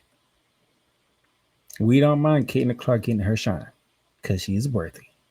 Yeah, she's a baller. But she is not on the best team, and she's not the best player. Yeah, think about it. And she won't be for a minute. She'll get there, but she won't. Everything Boston. I love you morons. New Kids on the Block, New Edition. Dear whatever the law firm is. Sincerely, the U.S. Supreme Court. Ben Affleck, Matt Damon. Go yourself again, Jason.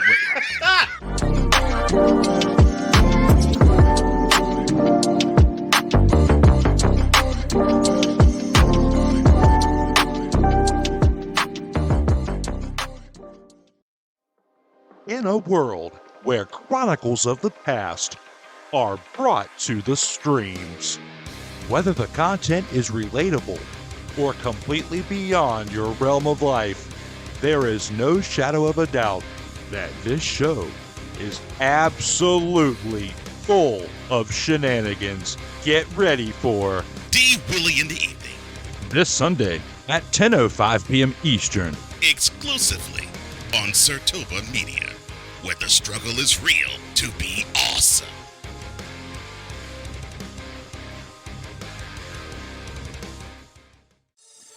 Shop hats and official sports gear at Liz. Liz is the leader and #1 destination for hats, gears, and everything that moves you, making it the perfect shop for fans to find official sports hats, merchandise, and gear. Represent your team, your town, and your style with a snapback adjustable fitted hat or beanie from thousands of college and pro teams. Browse the very latest sports jerseys and t-shirts from the best teams out there. Liz has officially licensed professional and college sport team apparel and hats featuring the hottest brands and trends. Shop online or visit one of the 100 stores across the country. Well, welcome back. Just checking some stuff here, and the That was a very lengthy conversation that I kind of figured out part was going to happen. Mhm. But the reason why I had to do a show today, because through 3 games in the conference finals, somehow there was a lot to talk about just for 3 games. Isn't it? They gave us a appetizer and an entree. Mm-hmm. We ain't even get to the main course yet. In 3 games. It only took 3 games. Mm-hmm. Let's go into the Western Conference as the Timberwolves squared off against Oklahoma City. And it's 2-0 home team. See, when you say it like that, it doesn't sound big, does it? Well, the home team did what they're supposed to do. They defend on home court. Mm-hmm. Problem is, in game 1, they just haven't found the answer for that man right there. I don't even answer for that. It's the second half period. That's saying they haven't found the answer for him. The simple fact that you did not have Anthony Edwards went out in the second quarter, if I remember correctly. Mm-hmm. Julius Randle carried the first half, and the Timberwolves had a lead. Mm-hmm. But you got outscored 70 to 40 in the second half. And Ant didn't score a point in the fourth quarter in game 1. He took 1 shot in the fourth quarter. He put a James Harden. Mm-hmm. Disappeared. Shai Gilgeous did not have a great game 1. Mm-hmm. That is 10 for 27. That's not good. No, but it's productive. But the problem is he got to free throw line 14 times and hit 11 over. That's the problem. He got to the line. That's the complaint. Mm-hmm. He's getting to a line way too much. And this is what the circle with him. How many times he gets to the charity stripe and how many dimes he got, along with that 31 points. He got 3 steals too, so. Mm-hmm. Minnesota. I'm not surprised he affected the defensive end either. I mean, that's just how he rolls. I'm gonna talk Minnesota as a whole after this, but that's game 1. Game 2. Nothing changed. Yeah, that's what I'm saying. The Timberwolves ain't found an answer for one Shai Gilgeous-Alexander. They ain't found an answer for him. And that's the game that he got the MVP trophy. Mm-hmm. Yep. And how he follow up receiving that trophy? Oh, he drops 38 on you. They give you 8 more times. Like, and let me get 3 more steals on you. And he went to the free throw line 15 times. Shot better from the field too. But so I mean, in this game, Anthony Edwards actually showed up. Mm-hmm. It didn't even matter. Well, no, because Julius Randle did not. It ain't even matter. And yet, and still, I know you're gonna talk about it, but the reason why I literally went from Minnesota because of Ant-Man to OKC is exactly how I felt. Thank you to you and Cool for actually picking at me like to make me think my decision through. I mean, like, God damn it, that one guy's gonna mess everything up. I mean, look, Rudy Gobert, 2 for 5, 5 points, 9 boards. That's game 2. Let's go to game 1. That was the better of the two. I said 5 points and 9 rebounds. You just said that was the better of the two. You know how ridiculous that sounds. Mm-hmm. 1 for 3, 2 points, 3 boards. What'd I say? 5 points and 9 boards in game 2. That was the better of the two performances. It's like, God damn it, Rudy Gobert gonna mess it up. And he and it's exactly what Cool and I was saying. As good of a team as the Timberwolves are, Y'all didn't say it, but y'all was like, "You sure you want to pick Minnesota over this team?" Yeah, we didn't say that. We didn't go that far, but yeah, but I know my thought process, and I think Cool's was similar. As good as this team was, and the fact that they were willing to be physical against the Warriors and the Lakers, I was like, you can't pull the same thing off against the Thunder, and they're deeper than both those teams. They'll keep sending big bodies after Gobert, and he will be neutralized. And unfortunately, that is what has happened. And what also has happened is that this is a team that's young that believes it starts on the defensive side of the floor. You want a young team to believe that it's all about the offensive side of the floor because you can make hay on the other end.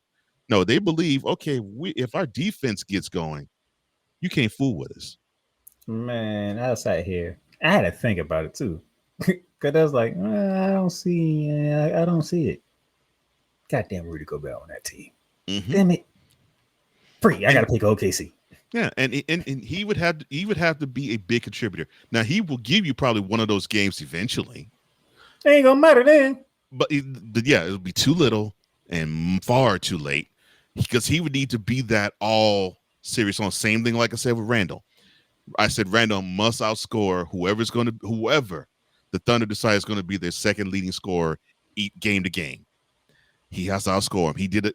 He led the team in game 1, and he disappeared in game 2. Yeah, game 2. I don't think the shot was falling for him on that one. Like 2 of 11, I think, from the field I think he was 6 points. I think. I mean, it was just it just wasn't his night. 2 for 11, 6 points. It just wasn't his night. It just wasn't his night, and the Timberwolves can ill afford to have him have those types of nights in this series. And can y'all do me a favor, Minnesota? Stop turning the goddamn ball over. Oh gosh. There was a play, I think it was McDaniel passing it to Ant. And then he just lofted it out there, and it was a gift steal for the Thunder. I was like, oh my gosh. I mean, he dribbled to a spot, and then he turned around to basically shovel the pass back. You had 19 turnovers in game 1, and you had, I think it was 14 turnovers in game 2. Well, they got better. In 2 games, you had a combined 35 turnovers. Yeah. Well, they got better from 19 to 14. And you know what's most frustrating about them turnovers? Is y'all catch the ball, turn you back to the defense, and they come right behind you. I'll take that. And they off and running. Yeah, they're spark. I had to learn. This team is sparked by their defense. I'm like, oh, that's how you get cooking. You can do your half-court sets, and you can hang with a team offensively. You all get going defensively. Oh, okay. And I can see how they could do that because they got length. Live ball turnovers, as they call it. Mm-hmm. They got length. Yeah. Them live ball turnovers it's almost like this. Those of y'all who want a comparison, because y'all love comparisons. Mm-hmm. Y'all know the run of the Golden State Warriors is usually that third quarter is like, whatever you do in that third quarter is going to determine how this game's going to go. And you usually get your behinds blown out in the third quarter. Mm-hmm. And that's how the game gets away from you. Yeah. Yeah. And they made it a point. I remember saying this on Snowman. They made it a point of snatching the team's heart out in the third quarter. They made it a point to do it. Yeah, we'll hang with you first half.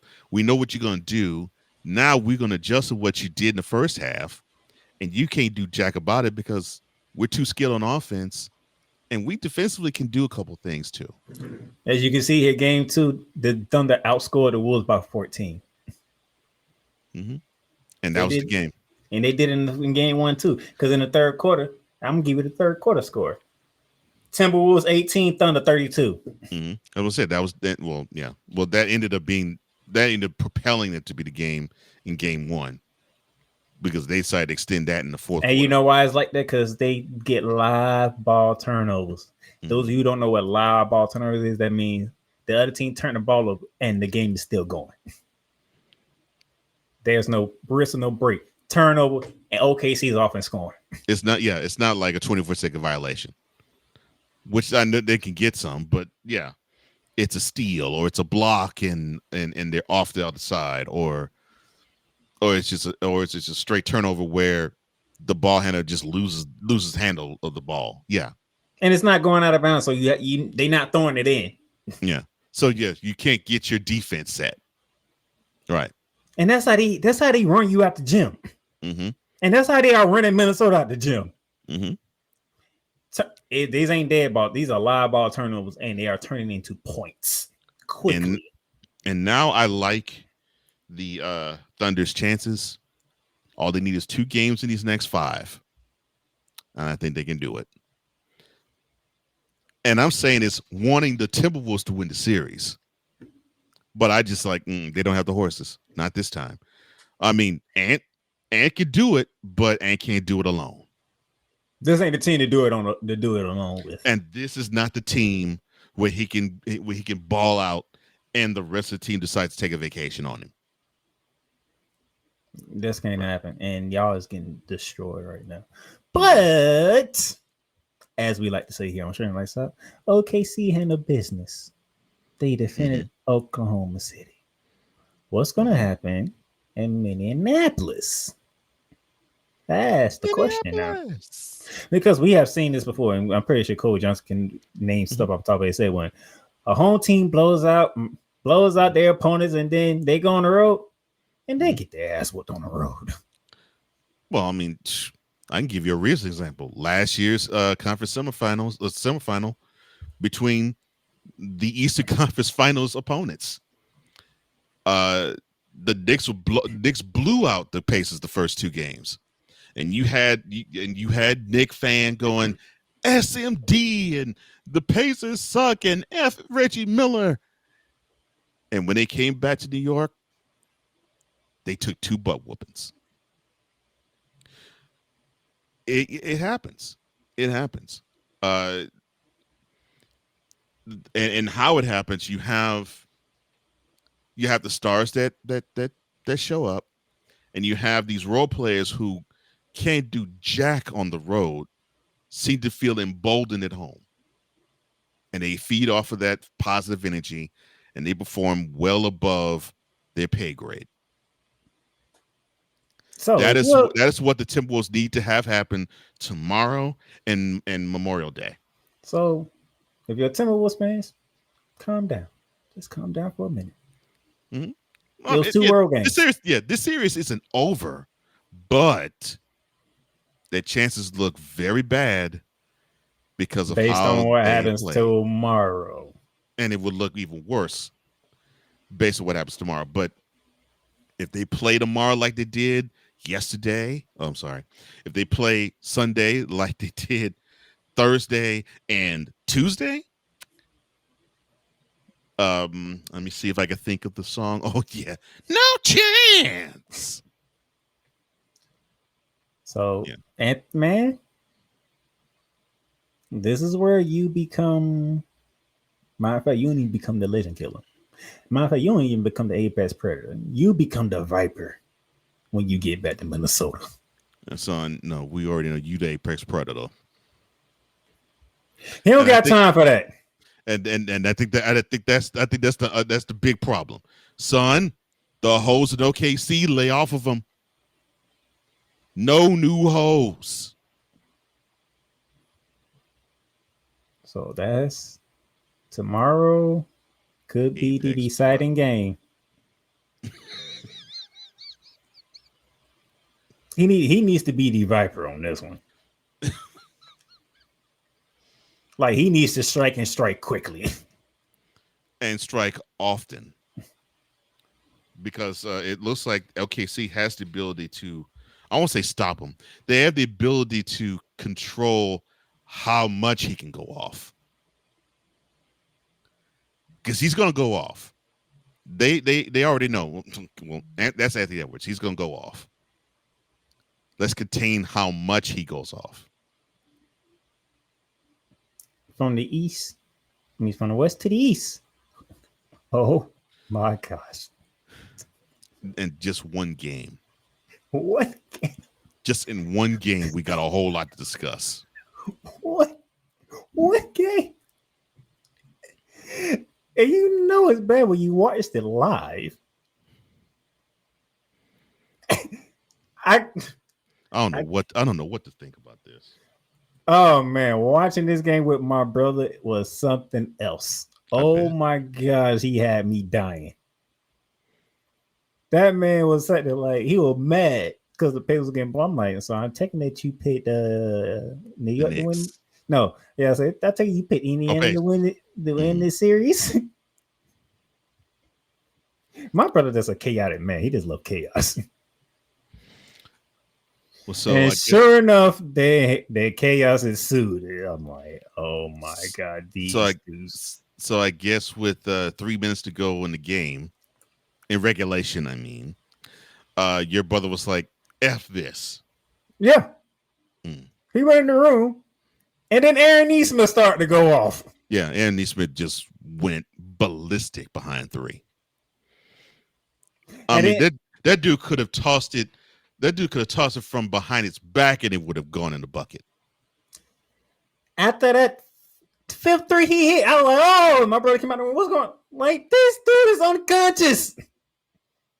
He hit 5 threes. And then my brother had that big old grin, almost like your grin. And I'm like, oh my God, this is literally happening right now. Not like my grin. Oh my God. These dudes are coming back again. And this is in Madison Square Garden. Reggie Miller's calling the game. Mhm. And this is happening in game 1.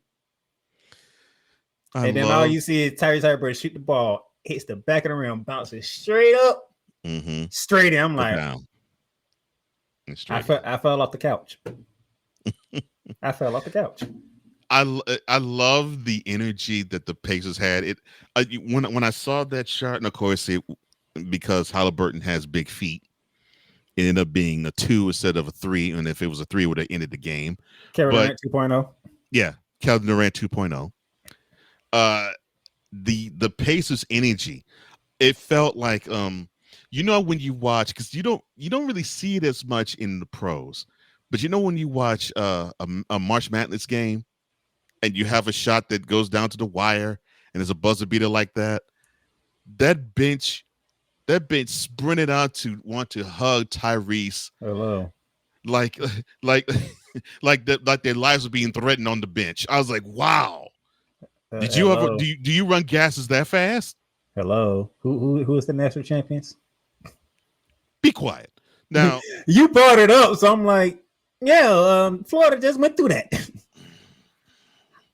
Walton, Clayton, Jr., anybody? University of Houston, you suck. That game is yours and you crapped it away. But woosah. And we did it with your specialty too, defense. Don't remind me. And then, matter of fact, you know what made it so crazy? So you had the Knicks choke away lead, similar to was it 99 in game 1? 95. 90 was that? That was 95. 1995. It was actually game 1 in 1995. 1995, game 1. You choked away a lead. Tyrese Halliburton hits the shot. Well, most people thought it was a 3, but it was actually a 2. He did the choke sign. I think somebody else did that choke sign in that 95 game too, huh? No. Now the choke sign was game 5, 1994's Eastern Conference Finals. That was what I'm saying. It literally was like the similar type thing that just took place. Like, but same building, same 2 teams, with the one guy somehow involved in both games. Yeah. But the difference was Miller wasn't directing the choke toward the Knicks. He was directing it toward Spike Lee. But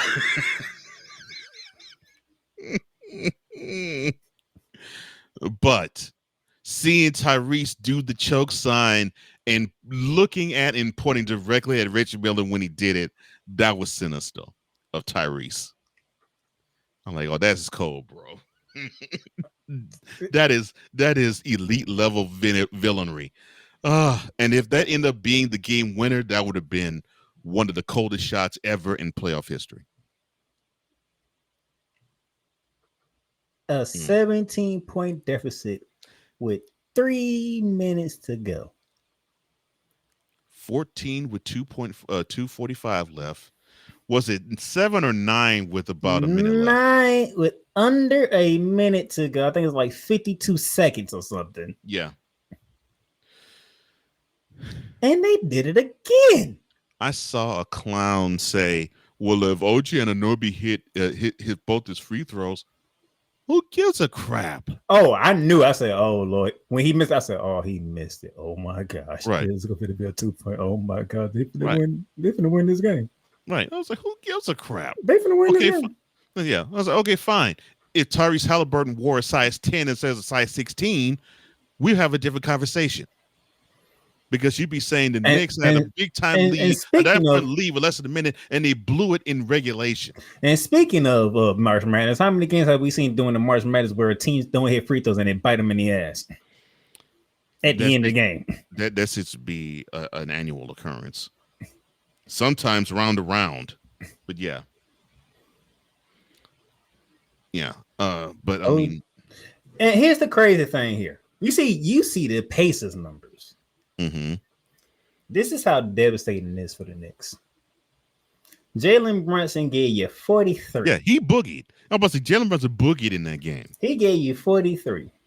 Carl Anthony Towns gave you 35 and 12. And you still lost. Well, it just goes to show. This game ain't 46 minutes. It's 48. And you still lost. This game ain't 46 minutes. It's 48. Man, that game was crazy. I'm saying, and here's the most crazy thing about Neesmith. You idiots kept leaving him open. That is what I don't understand. All right, so you see this guy starting to cook. But where you still leave him wide open? I know you were like, well, we ain't gonna let Halliburton hit a three. He ain't gonna embarrass us. Okay, well, you let someone else embarrass you. He's like, you kept leaving him open. After three, all right. No, he ain't shooting no more. And it's not like Neesmith is, he may be Johnny come lately to most basketball fans, but to the Knicks organization and to those who probably follow the sport and who are coaches, this isn't a fly-by-night thing. I mean, the dude is a sniper from three. They know this. I agree with Shaq. After the third one, he ain't shooting no more. Stop. No, right. He's not shooting no more. No, deny him the ball somehow. Yeah. If Tyrese makes it, freaking well, we can live with that because that's what he does. Right. Deny him the ball. No. Yeah. Deny him the ball. Make it uncomfortable. Do not make him feel good to set and shoot. Yeah. This could have easily been avoided. I know I'm talking about at the end, it could have easily been avoided. 6 threes in the fourth quarter. 6 threes in the fourth quarter. And 5 of them to set up Tyrese Halliburton's shot to bring it in overtime. We know it's Steph Curry hit 6 threes in the quarter. Chef Curry. I mean, what you want us to do? We throw everything at him. He still hits. You shrug your shoulders like, okay, well. Heck, ask the French team. That's what that dude does, right? Mm-hmm. Right. Shake his hand. That's all. Mm-hmm. That's what a dude does. Hey, we'll do it for you, sir. Tyrese Halliburton, man, look. Which again, I asked the question: NBA players, is he still overrated? I haven't heard NBA players. I love this. According to your favorite, Stephen A. Smith, he didn't say the word overrated. He doesn't call him superstar. So to me, I still think he does believe Halliburton is still overrated. Oh, I saw that conversation. Mm-hmm. I'm like, you got to give. He's on a team. He's on a team where it doesn't matter if he's a star player or not, because anybody can kick your ass. That's what I'm saying. He's the right type of player for that team because he's unselfish and he's the point guard too. So he's willing to let others shine, and that's what a point guard is supposed to do anyway. And the reason why Aaron Neesmith is the player of the game because he single-handedly brought them back. Mm-hmm. Do y'all know how many points 6 threes is? That's 18 points. The man scored 20 in the fourth quarter. They was down 17. 15 late.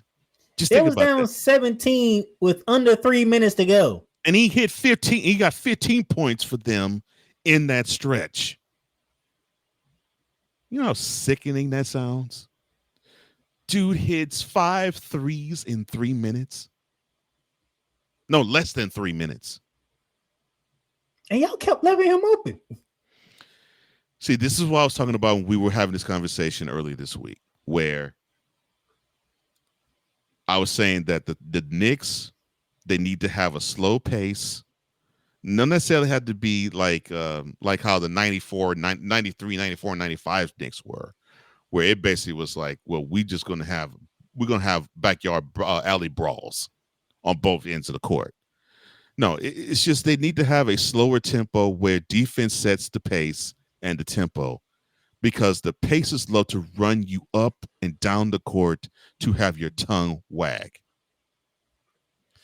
Oh, and the reason why you don't get invited to talk basketball today, Wise, is because you got these fools that are your fellow Knicks fans acting an absolute fool.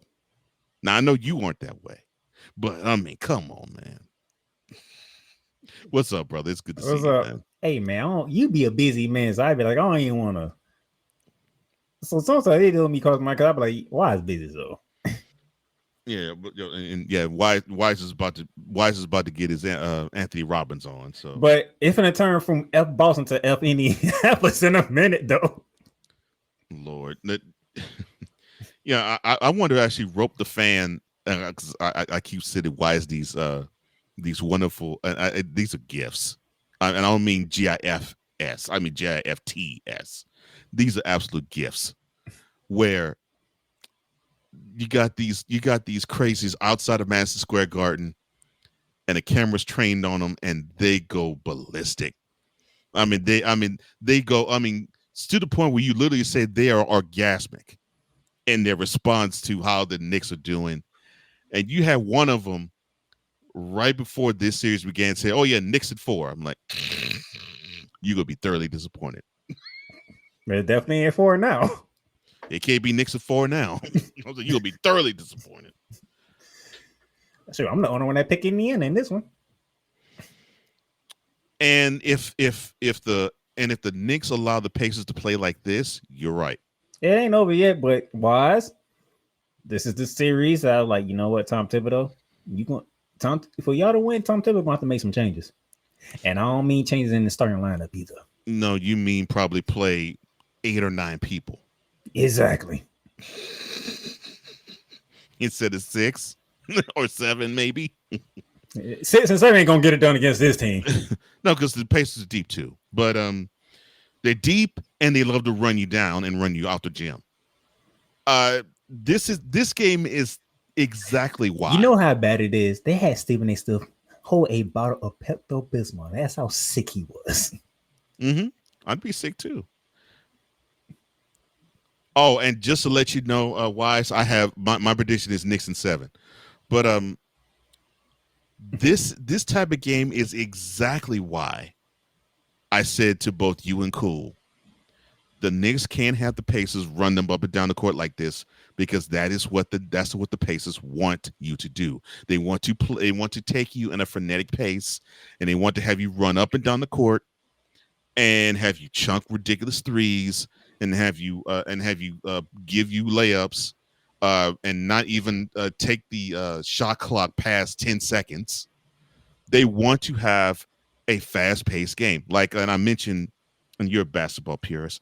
I mentioned in college the Loyola Marymount team of the late 80s and early 90s, where they really didn't care about defense. They just wanted to run you ragged.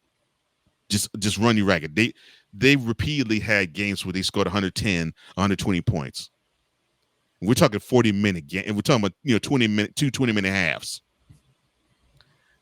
The Pacers remind me of that team where it's like, we don't give a crap what the score is. We just want to score one more point than you, and we want to make this a track meet. The Knicks can't participate in making this a track meet. And I remember looking at the score. I didn't see the game because I was with the missus. So I looked at the score. I think right at the end of the second quarter, I was like, okay, the Knicks are up. But this is the Pacers type of game. They're gonna lose this game if they keep. No, here's the crazy thing: is the Pacers started this game. They was 8 from 8 from the film. Like, damn, these two's coming out red hot. Jeez, y'all was up for a whole freaking week. How y'all come in this hot? Mm-hmm. And then the Knicks, they'll say, all right, we all right. Now we in there. Now we in here. Then the Knicks started rolling, and the Knicks started rolling. I was like, oh, Indiana struggling. Knicks are rolling, and then the fourth quarter happened. Yeah, because I saw that, I was like, oh man, this game is going too fast in pace. That's like, man, the Knicks need to slow this down because if they don't, the Pacers are going to come back and they're going to win this game. Now, I mean, that's exactly what my brain was saying. And this was like about a minute and 30 seconds to go in the second quarter. Man, Waj, y'all did have two supposed turnovers that bounced our way too, because I have no idea what Jalen Brunson was doing on both of those passes. See, one of them was an inbound pass. He threw it. If he wouldn't have threw it far enough, because Josh Hart slipped. If he wouldn't have threw it far enough, Josh Hart wouldn't have been able to box out. I think it was Andrew Nembhard to get to the ball first. Mm-hmm. If he would have threw it regularly, like a normal lob, Nembhard would have got that. But he threw it so far ahead, almost to the other side of the out of bounds, that Josh Hart slipped, was able to help him. And then they trapped him in the corner and he tried to throw it off of somebody. And it just so happened no other pacer was around to get the ball. So he just bounced all the way to OG's hand. I'm like, and speaking of OG also missed the layup and he missed free throws during that stretch. Yeah, that was just a rough last 3 minutes of the regulation for the Knicks, because that fourth quarter was almost a perfect fourth quarter for them until 2:45 left in the fourth quarter. Man, I was like, why is the Knicks up? And then Jay Williams brought up a point that a lot of people don't talk about, because when you hear the word fatigue, you think physical. Yeah, he said mental. Yeah. Mental fatigue makes you do stuff like what Wise is putting in the chat.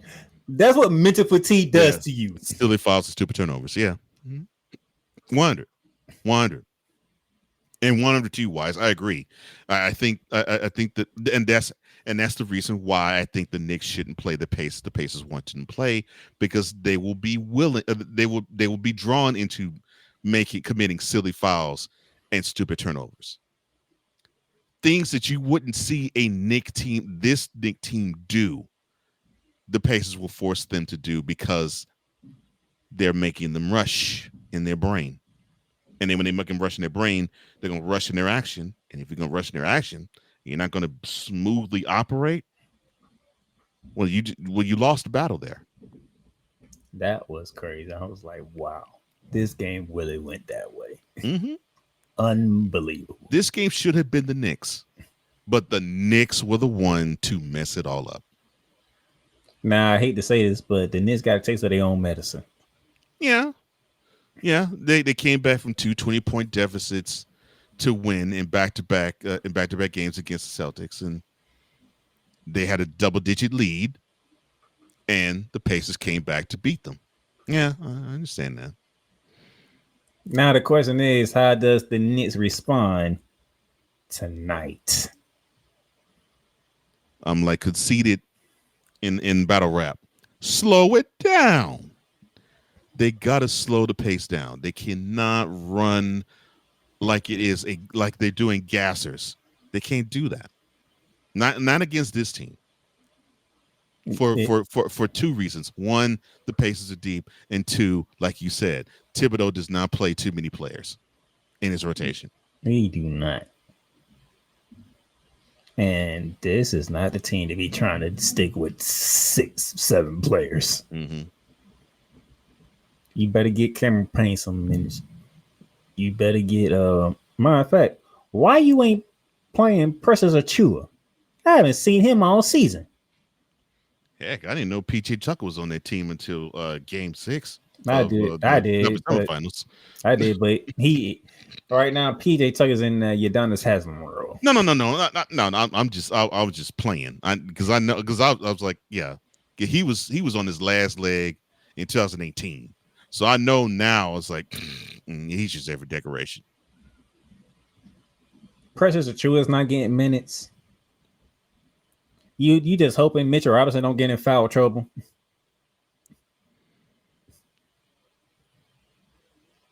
Knicks got to win tonight. If they don't win tonight, this is over.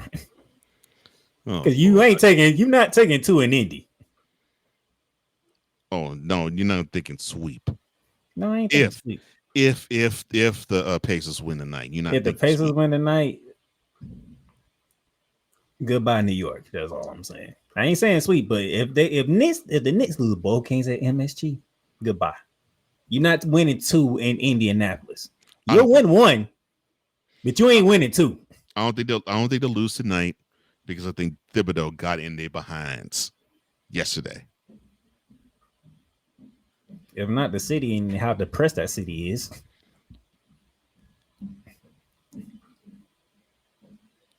Mm-mm-mm. You ain't see no fans throwing trash after that game. No, I miss Knicks fans saying to people SMD and Nixon 4 and I'll sell my firstborn and I'll get divorced and I'll quit my job if the Knicks win a championship. I want that craziness again.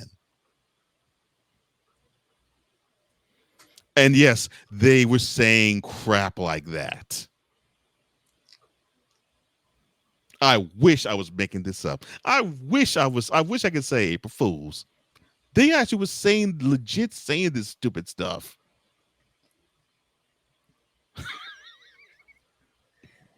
Tracy Morgan gonna be in the building. Tracy Morgan, probably Buster Ben Rhymes. Affleck gonna be in the building. Ben Affleck, Fat Ben Joe Stiller, gonna be in the building. Ben Stiller gonna be in the building. Spike Lee gonna be in the building. Cardi B and Stephon Diggs gonna be in the building. Buster Rhymes. My dude that played Timothy gonna be in the building. Oh my gosh. Oh Lord, not Timothy Chalamet. Oh. Yes, he gonna be in the building. I Carmelo gonna be in the building. I thought Knicks fan was gonna pull him out of his car after they beat the Celtics in Game 6. I was like, oh Lord, please handle them correctly. Don't yank him out the car.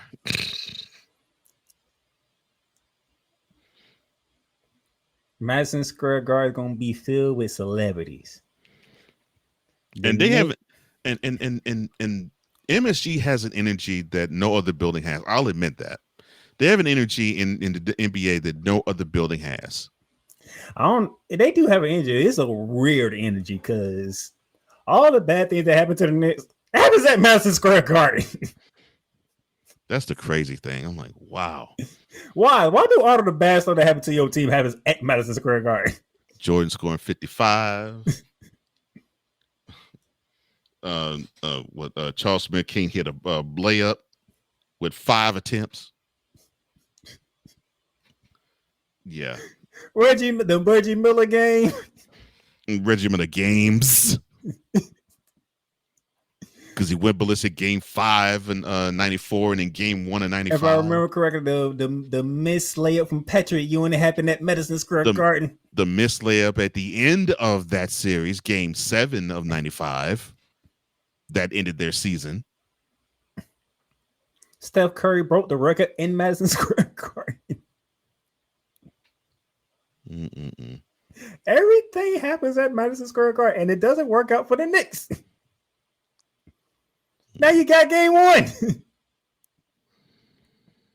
Man, that was crazy. The only thing that bad happened that didn't happen in Madison Square Garden was the fact that John Starks couldn't find the freaking ocean against the Rockets. No, that was in Houston. Thank the Lord. That was in Houston, Game 7. That was in Houston. He couldn't find the ocean. He couldn't find the ocean. He couldn't find the ocean and hit the Marianas Trench. Mm-mm-mm. Outside of that, everything else happens in Madison Square Garden. Is like, no wonder everybody love playing at Madison Square Garden. Yeah, it's just it's an energy though. This for sure. Mm-hmm. There's an energy for the road team. Yeah, I was about to say it's not necessarily the greatest of home field advantages, and I'm not talking about the fans. The fans are awesome. Just for some reason, it seems to amp up the visiting team too. That's crazy. But tonight, and then Game 3 will be taking place Sunday. That will be at Indianapolis, Indiana. So yeah, you might, if you're a Knicks fan, you want them to win tonight. Yeah, they need to do something tonight. So if they're going 0-2 to Indianapolis, sayonara. Now the Knicks are a good road team, so They are, but I'm not gonna put it past them to get one in Indy, but I would love their chances better if they get tonight's game. yeah, like I said, they'll get one in Indy. They ain't getting two. That's for sure. You're not getting two. Mhm. You don't believe me? Ask the Milwaukee Bucks. Ask the Cleveland Cavaliers. They took game 3 in Indy, and game 4 they decided to get Cavaliers. Why is it that you in a playoff game allow 80 points and only score 39 and a half? No balls. None. That's Milwaukee. sad. You had a 7-point lead. And you had a 7-point lead with 45 seconds left. And it didn't go to overtime and you lost this game. And Cavs again. You had a 7-point lead with 50 seconds left. Didn't let it go to overtime, and you got your butts whooped. Now, with the Bucks case, that took place in Indianapolis. Your collapse happened in your building. Will somebody get the memo? When you got Indy down, put your foot on their neck and break it. You got to smell the blood in the water and just simply kill them. You got to do that. It is imperative for you to do that with them. Finish the job. Jeez. 2 teams found that out already, and now a third has just found it out. And those other 2 teams got bounced by that team. Mm-hmm. Yeah, Arden is. Are you gonna be the third one to get bounced because y'all don't know how to finish a game? All of a sudden, man, what a weekend! Mm-hmm. What we gonna have to talk about on Monday, Memorial Day at that. Hopefully, it won't be any fireworks going off, which I doubt it. For some reason, I'm always getting some fireworks around the holidays. I don't know. This is what the NBA and playoffs does to me. Mm-hmm. And Monday, that's, oh Lord, Minnesota OKC is playing on Memorial Day. Right. Oh my gosh. So you might see a blowout. I do not want a blowout. Please don't give me a blowout. Let me go on Stoneman Show Tuesday and say thank you. It wasn't a blowout. And the look on Coach John's face, I say, dude, you have a 10% chance of that happening. That's the look on Coach John's face. You have a 10% chance of that happening. That means I have a 1 out of 10 chance of not seeing a blowout. Mm-hmm. I do. Oh my gosh. Why me? Why I had to be the one to point it out?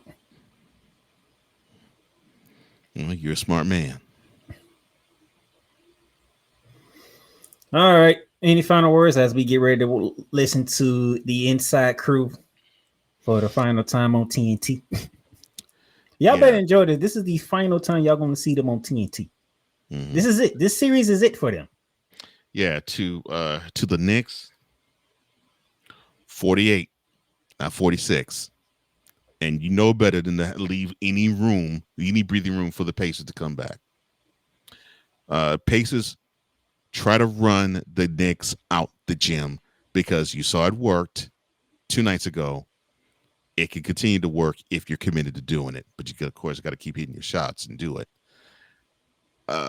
OKC, your length and your energy on the defensive end is going to lead you to a chip. And the Timberwolves, I could talk about Rudy Gobert and I could talk about Julius Randle. But Anthony Edwards, when you get back home, no new hoes.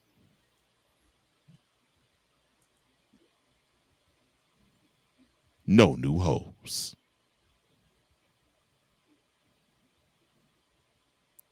Thank you, sir. Oh, one more thing. Robert Griffin III.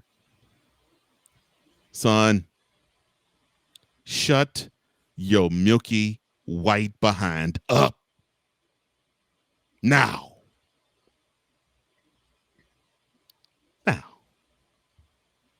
Go ahead, sir. I can't control him, so I don't know what to tell y'all. Why would you want to control me? Because I'm pretty sure there's people watching this like, why does he let him do? I can't control him. I can't control him. Oh, Lord, you don't want me to be controlled. Because I'm pretty sure they're getting tired of listening to you talk about Anthony Edwards and no new holes. I'm pretty sure they get tired of it right now. Because you will literally beat something to death, and it's like he would not let this go. Well, because he's an apex predator. He's beating juice boxes down. So I gotta apply the same approach. If It's not affecting him on the court, so it ain't affecting him on the court. That's what I'm saying. If he's beating juice boxes down, I'm gonna beat the no new host mantra down. Apex predator. I would say something, but no. I am not going down that rabbit hole. I mean, he's taking his joystick. He's beating juice boxes down. I mean, what? I can't help it. You're the only one that I know that I always bring off the field, whatever sport it is, off the field stuff, and bring it to the show because it matters. That's probably why he scored 8. That's probably why he scored 80 points in Game 1 in OKC. It matters. That man did roll his ankle, okay? See, you ain't watched the game. That's how I know the man rolled his ankle, all right? No, I know. I know. And my fact, he ain't rolled it once. He rolled it twice. No, I know it was. I know there was some concerns about that. It just feels better to say no new holes than to say take care of that ankle. Thank God I don't have much to deal with in college football. Because you is something else. But yes, white man Robert Griffin III that poses around as a black man, shut your milky behind up.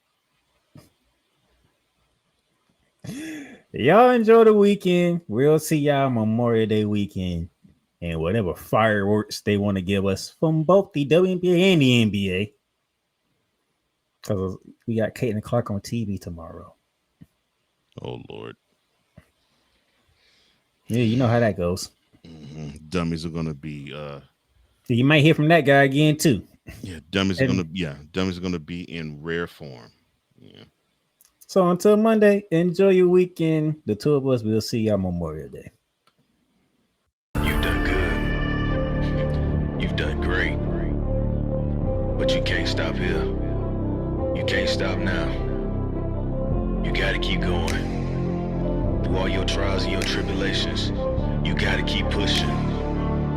Now, finish your canvas. Yeah, gotta get it out the mud, that's the only way to win. Who am I to point the finger like I never ever seen? Been through the ups and downs like the letter N. They don't let you through the door, better kick that again. Cause that's the only way to win. That's the only way to go. Gotta get it out the mud. Gotta get it out the flow. Cause that's the only way to go. Let's go. Thank you for tuning in to today's episode. If you want to follow the podcast, you can follow it on all streaming platforms, including Apple Podcasts, Google Podcasts, Spotify, Stitcher, and a whole lot more. This has been Shooting Lights Out.